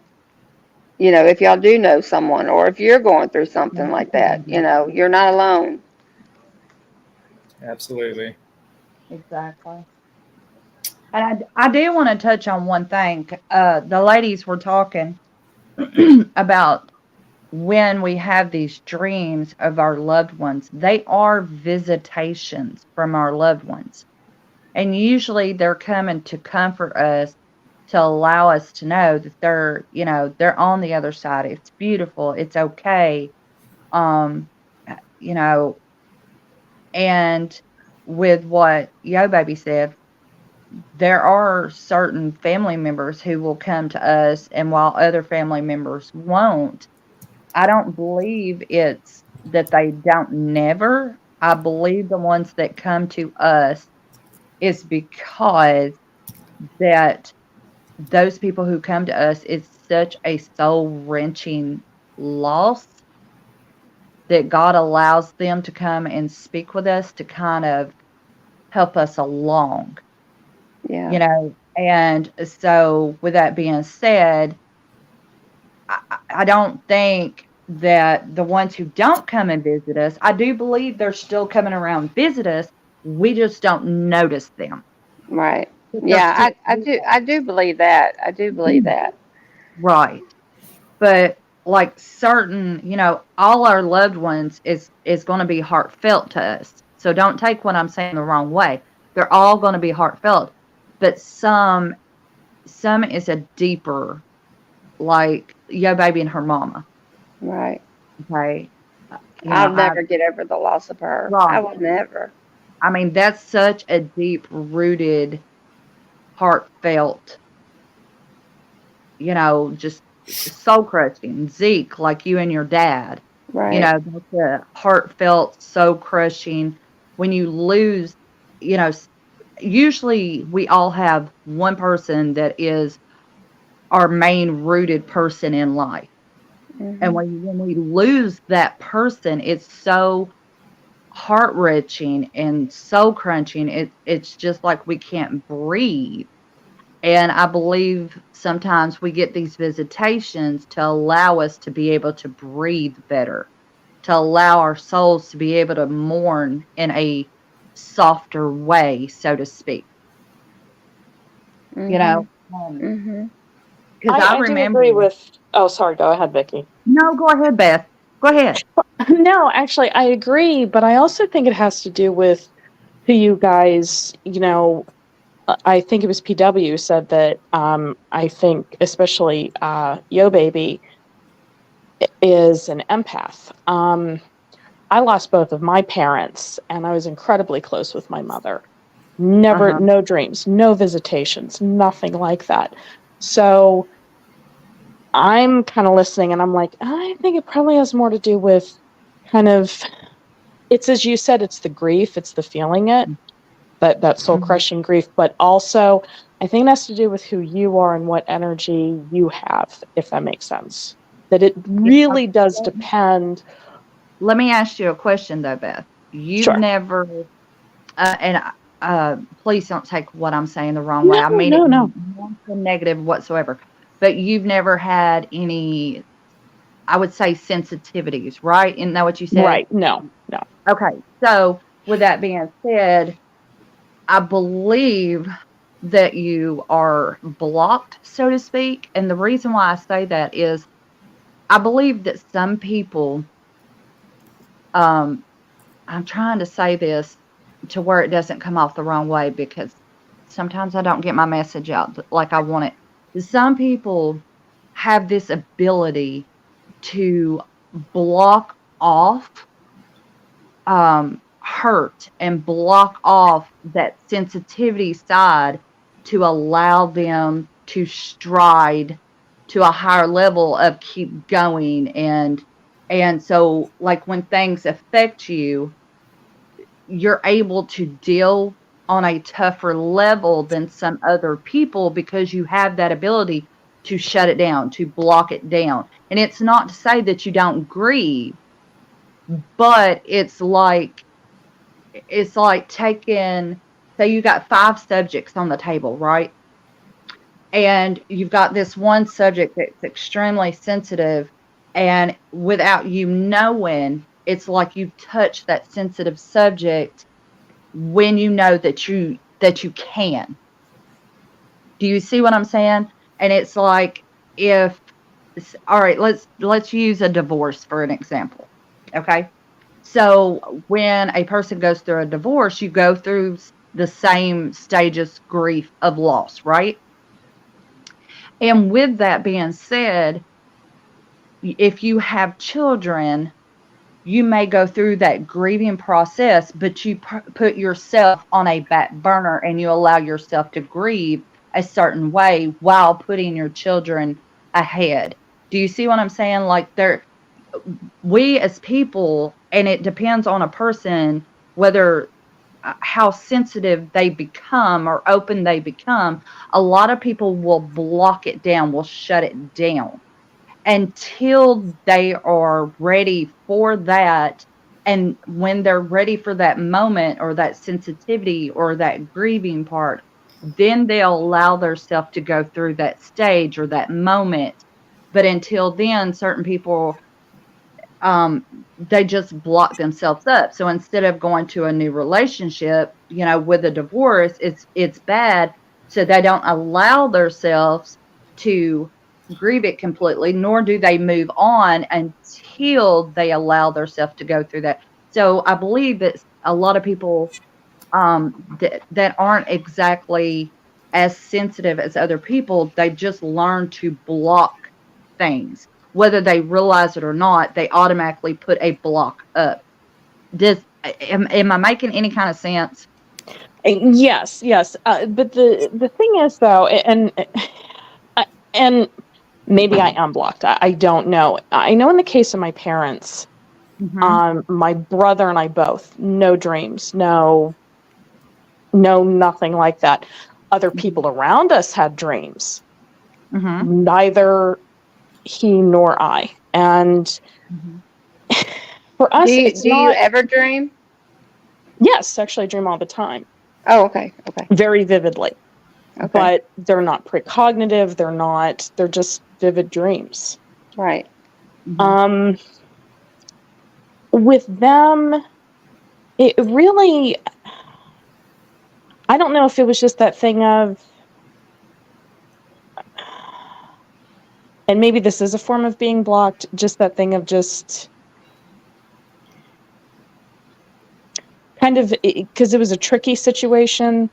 So for us, for my brother and I, it's more working through a lot of things, especially in our waking hours and whatnot. And there were a lot of like metaphorical and therapeutic rituals, if that makes sense, of saying goodbye. So maybe that is the difference. Maybe it depended on also the health of that relationship, if that makes sense. No, I agree with that. I agree with it. And that was a point in there that I was trying to make. It was in your time.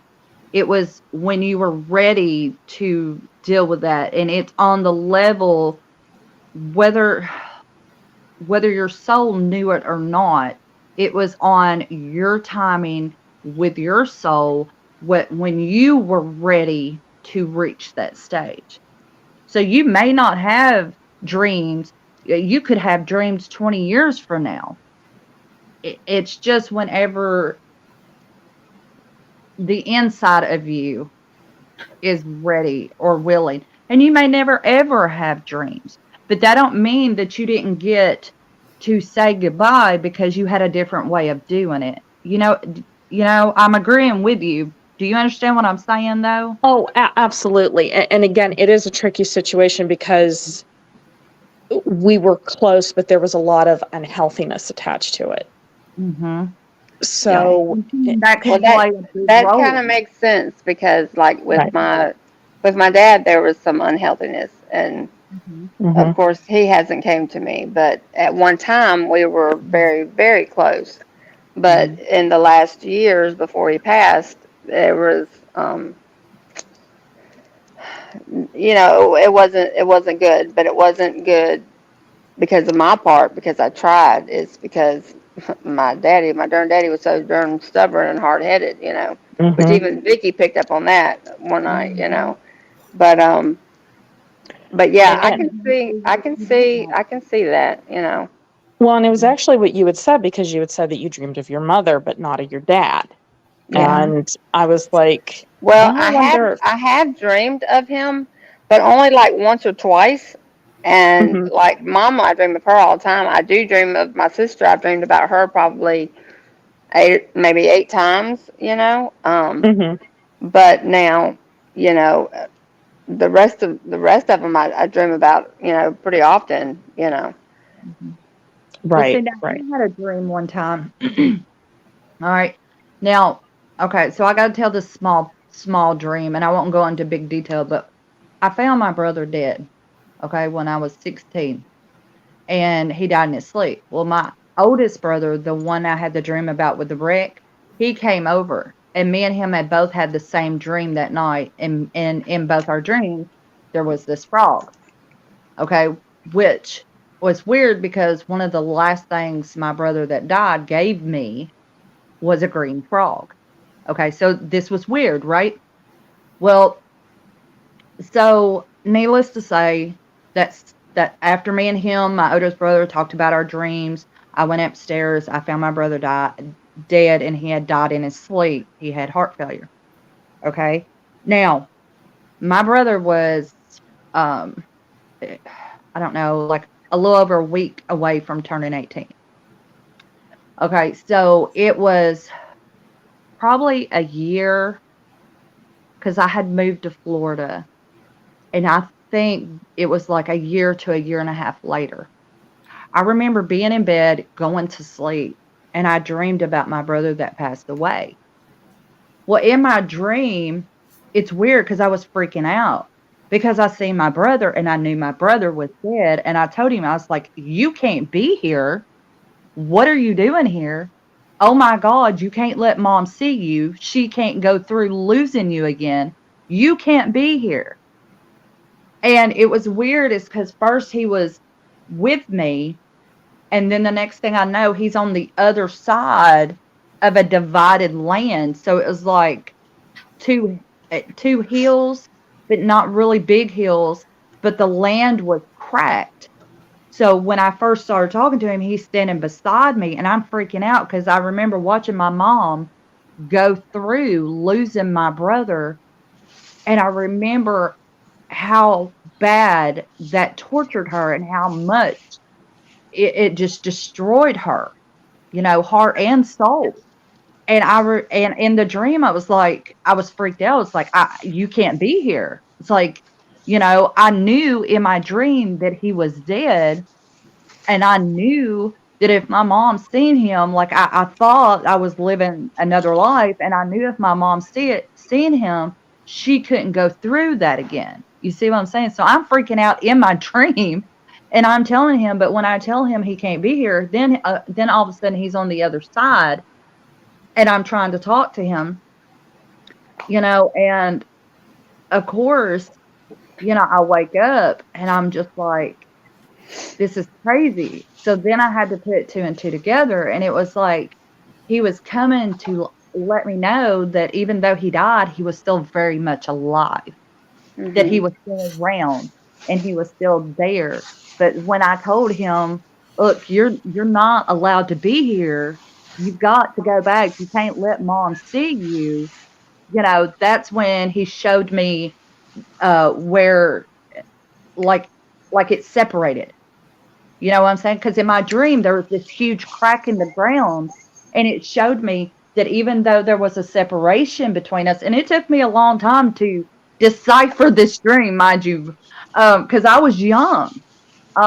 But I did decipher the fact that when we first started talking, he was right with me, but then at the end, he was separated. So even though he's separated and he's on the other side, he's in a different plane, he's on a different level, they still come around us and they still allow us to know, and like Asylum was saying, when my brother died, I completely get that. I moved out on my own when I was 16 years old because Mhm. my family fell apart.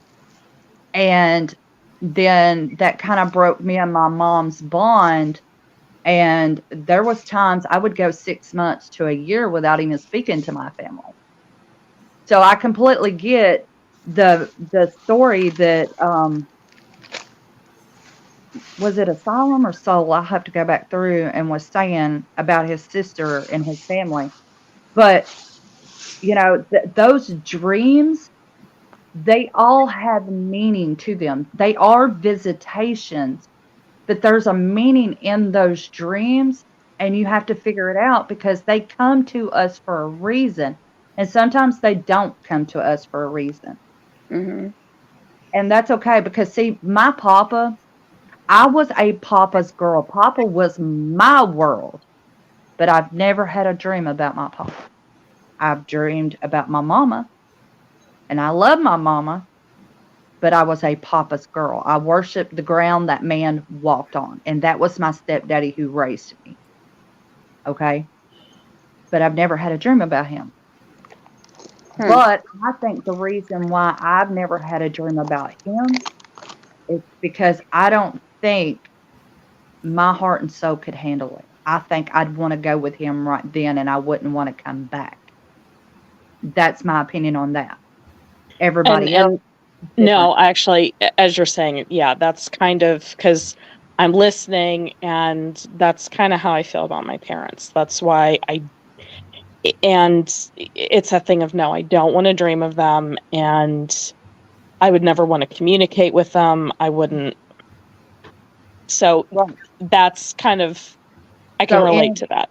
So you realize in itself, with that being said, you put up a block because that's what I did. And I admit that, and I go ahead. And sorry. See, I was right the opposite. I wanted to hear from mine. I seeked it. I was waiting on it. I wanted to hear from mine too, but I don't think I would have made it through it.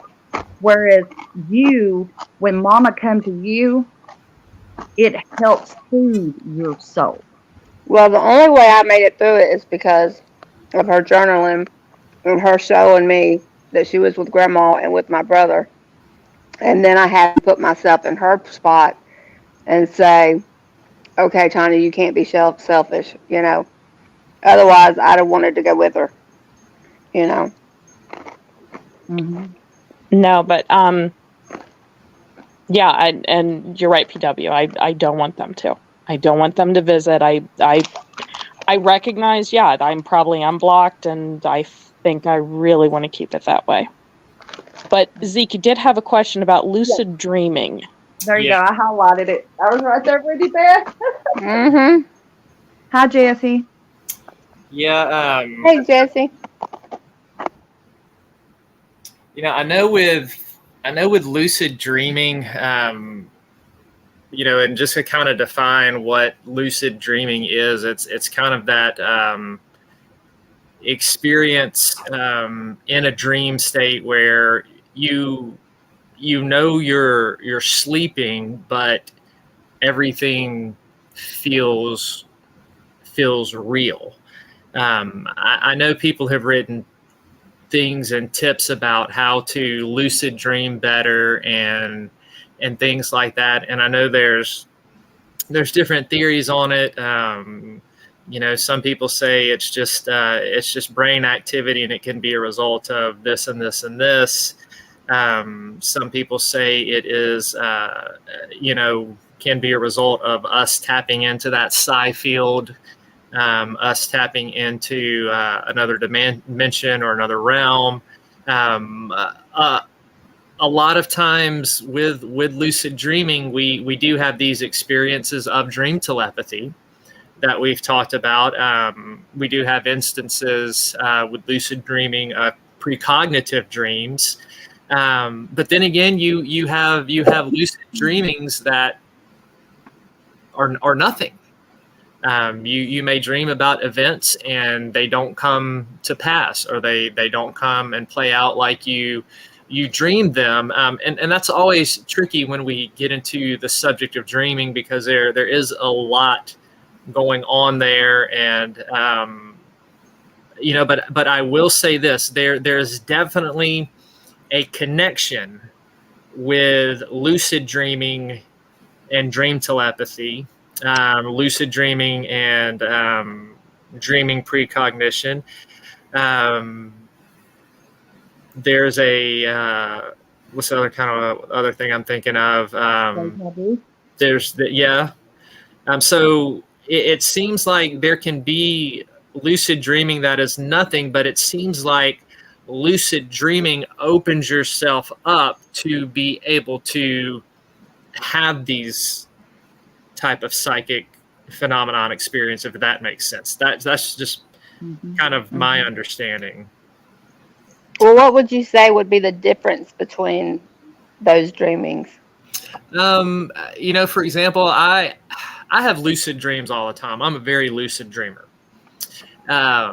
But not every lucid dream I have it's not precognitive, or it's not telepathy. A lot of times it's lucid dreaming about things that happened in the past, or things that I wish had happened in the past. And then, that some people say that could be, you picking up on an alternate timeline, or stuff like that.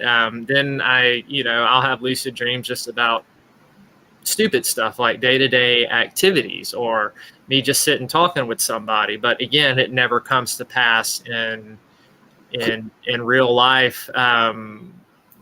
So I guess that would be the difference. Now, that dream I had with my dad, it was beyond lucid dreaming. I didn't know I was asleep. I thought I was wide awake.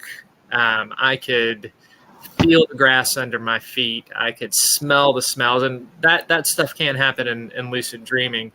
I could feel things with my hands. I could sense the light and love. I could hear my dad's voice. It felt like I was awake and real when it was happening. Is where a lot of times when I lucid dream, I know that I'm asleep, and I can end up, if something's happening in my dream and I don't like it, I can make myself wake up. I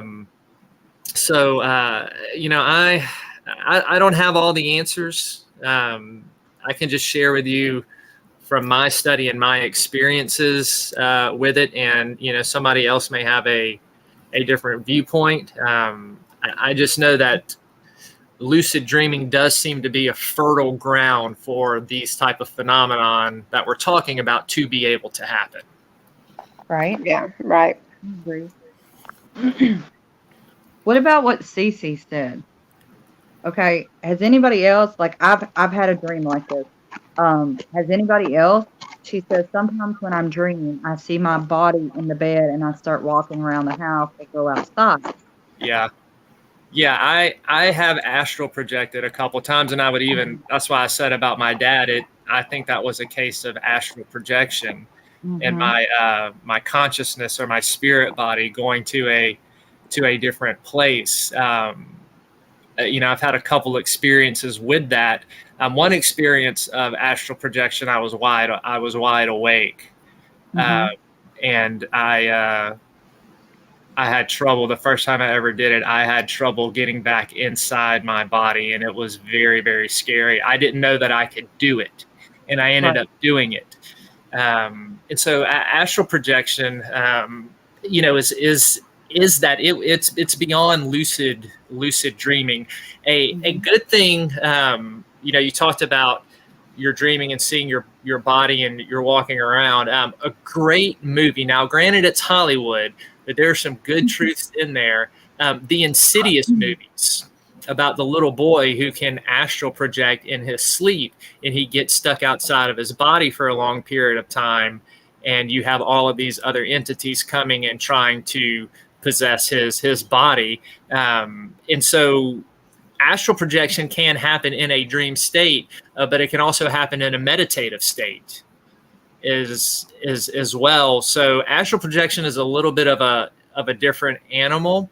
But I would say what you're describing there, with that and being able to see your own body and stuff, that would tend to fall more into the field of astral projection. Yeah, so let me touch on that for a second.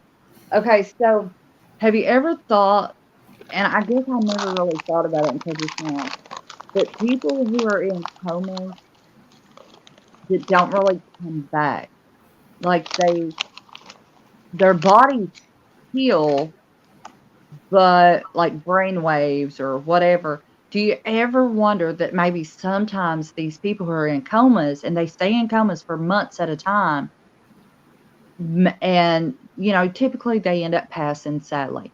Okay, but do you ever think maybe that these people who slip into these comas end up astral projecting and they never come back from it? It's possible, and that's what the movie Insidious dives into. It investigates that topic. So Mhm. if y'all have not seen the movie Insidious with Never yet. Patrick Wilson and Rose Byrne, I highly, highly recommend it. It is a great blending of the paranormal and ghost and psychic phenomenon. I give it 2 thumbs up. Zeke recommends Insidious. The best ones to watch in the series are Insidious 1, Insidious 2, and then the 5th one that just came out in theaters not too long ago. They all follow the same storyline of the same family and of the little boy who ended up astral projecting and getting stuck in a coma because his consciousness was stuck in a realm that they call in the movie called the Further. Oh, I'm gonna have to watch this Yeah, then. yeah, it's really, really good. That's weird. I mean, it's weird because I've not watched that movie, but yet my brain jumped to that. Mm-hmm. Cece's comment. I just think that's pretty weird. Well, I'll tell you, I did have a dream like this one time though. Like, so it's funny, and I don't know, but I know my mom had told me, like, I had this dream prior, right? So this dream I had was, and it was weird, is because Hey, I was, Jimbo. hi Jimbo, because I was older when I dreamed this, but when I dreamed it, I was like, I don't know, between 15 to 17 in the dream. But I dreamed we were driving and mama, oh my God, love her, but she used to love those big old hoopties. Oh, Okay. kind of like I do. Huh, Oh Beth? yeah. No. Way worse. Way worse. Big LTDs, the old Chryslers. Yes. So mama had this big old yellow hoopty, okay? And it was weird because, you know, mama, it was an older one, so I know that it was back. It wasn't even the car that she had during the time I had the dream. It was one of her older cars. But we were coming, like the county up above me, we were coming from that county to this county that I live in. And we drove off the bridge. Well, my mom and my papa were in the front seat. I was in the back seat. And I remember we hit the bridge and we went flying off, right? Well, then I turned around and I look behind me through the back glass window and I see me floating there. And I'm looking out, seeing me, but yet I'm looking down and watching me through the back window and seeing the whole family as it hits the water and it goes in the water, and I watched myself drown. Well, anyways, so that was a very freaky, wild dream. But then it was like I told my mom about the dream, and she thought it was funny because she told me that it was weird because I had a cousin. Well, she had a cousin, which is my cousin, but they were like first cousins or second cousins, so it would make me and her like third or fourth cousin. Anyway, so she was a little bit younger than my mom. And mama told me how it was so weird because her and her aunt would always talk about how much I look like this woman, but her and her husband had actually, it was like Christmas Eve night, and they slid and they went off that same bridge that was in my dream, and they hit the water and they drowned. And she was like in her early 20s. And so mama told me, she was like, I need to get a picture and show you how much just like her, you really look. And, ever since I had that dream and Mom told me about it, like a couple months later when I told Mom about the dream, I'm like, could that have been a past life thing? Is that why I had that dream? Maybe going over that bridge kind of like did that, but I mean, I've went over that bridge a million times. So why didn't I have that dream? I mean, it's crazy, but dreaming like that can have so many different aspects. Yeah. It's just wild. Yep. I'll say this, and then we're going to go ahead and wrap it up because we're getting past 2 hours here. But Vickie, what you were saying, remember, let's go back to what we were talking about earlier in the night about being in REM sleep, being that open, that window in which the dream telepathy worked, where they were able to send the information of the images. So there's something that goes on with the consciousness and brain activity in REM sleep that opens us up to receiving some sort of energy and information. So let's keep that in mind as well. So there's definitely something going on there, and it is in a particular time of your sleeping that you become more impressionable to these things, and that's in the REM sleep. So I just wanted to kind of point that out and bring it back. Right. I think that's a great point, Zeke.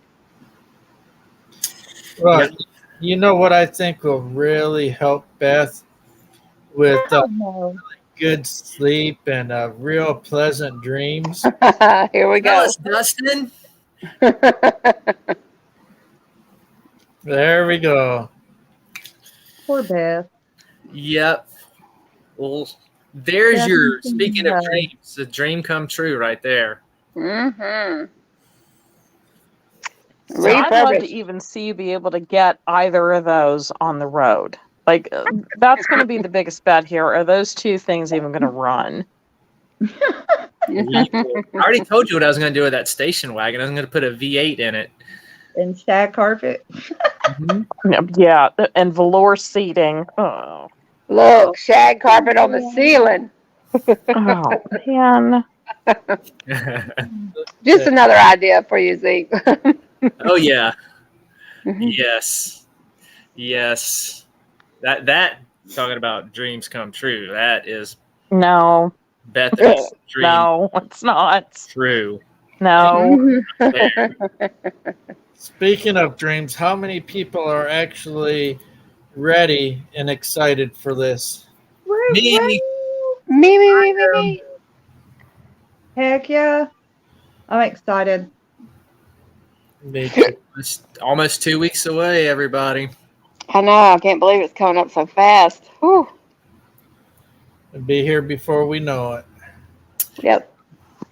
Well, we're going to go ahead and wrap up tonight, y'all. Next week, we want everybody to come back. We're going to continue our study and discussion, and we're going to be looking at clairvoyance. So that will be our next topic of discussion. So kind of the same thing this week. We'll do a little teaching. We'll talk about its origin and as far as the research and testing it, and then everybody feel free to share their experience, kind of like we did tonight. So Bethany, Tanya, Vickie, Dustin, y'all got anything you want to say before we sign off here? Good night and much love, everybody. Good night, everybody. Good night, everybody. Thank you for coming. We love you. There's a happy heart. Just my usual, to everyone we may be nothing, but to someone we are everything, And don't forget to click the link that's pinned, because that takes you to your baby's channel. Look, Jimbo said he'd put a sunroof in for you. That's even to say that there would even be a roof on that thing. That's a good question. Here's what we can do. It'll be like Harry and the Hendersons. We'll have a sunroof, and when I catch Sasquatch, we can have him sticking up as we drive, and he can be the siren. Thank you, Jimbo. God. Oh, poor Beth. Okay, Oh so dear. the motorhome, the RV, that's going to be the Ectobago, right? And the It station, looks like it already has a kind of sunroof. Sorry, go ahead. And a built-in air conditioner. That's going to be the Sasquatch mobile. That's what we'll use for the cryptid hunting. The sunroof, in case we catch one, Bethany. I can't thank you both so much enough for finding these two gems. Oh, I'm still looking for some better gems. No, just can we? No, please. We live for this. I actually found a website, and the circus shows that they used to do in the 80s, the traveling circuses. Yeah. I found a couple of clown cars. They're all beat up, kind of like that. But oh man, I'm telling you, they're neat looking. There's so much potential. Oh man. Supermoon tonight. Oh yeah, y'all get out and look at the supermoon before y'all go to bed. So, well, everybody, thank you for joining us for Southern Discomfort this week as we talked about dream telepathy and had a great discussion. So come tune in next week, and we will continue to look at clairvoyance. So y'all have a good night. And Sounds exciting. You're ready to cue it up. Keep it up, Zeke. You're rocking it, dude. Thank you. Yeah. Alrighty, here goes the inspirational video. Is this what giving up feels like? I don't know, I don't know. Tell me, have I lost my mind? Nowhere to go, so far from home. Is this what giving up feels like? I don't know, I don't know. Tell me, have I lost my mind? So I break these walls and hold my head up high, and I set my ground until the day I die. As the rain falls down, there's no more tears to cry, tears to cry. So I break these walls and hold my head up high. No, I'm not giving in. No, I'm not giving.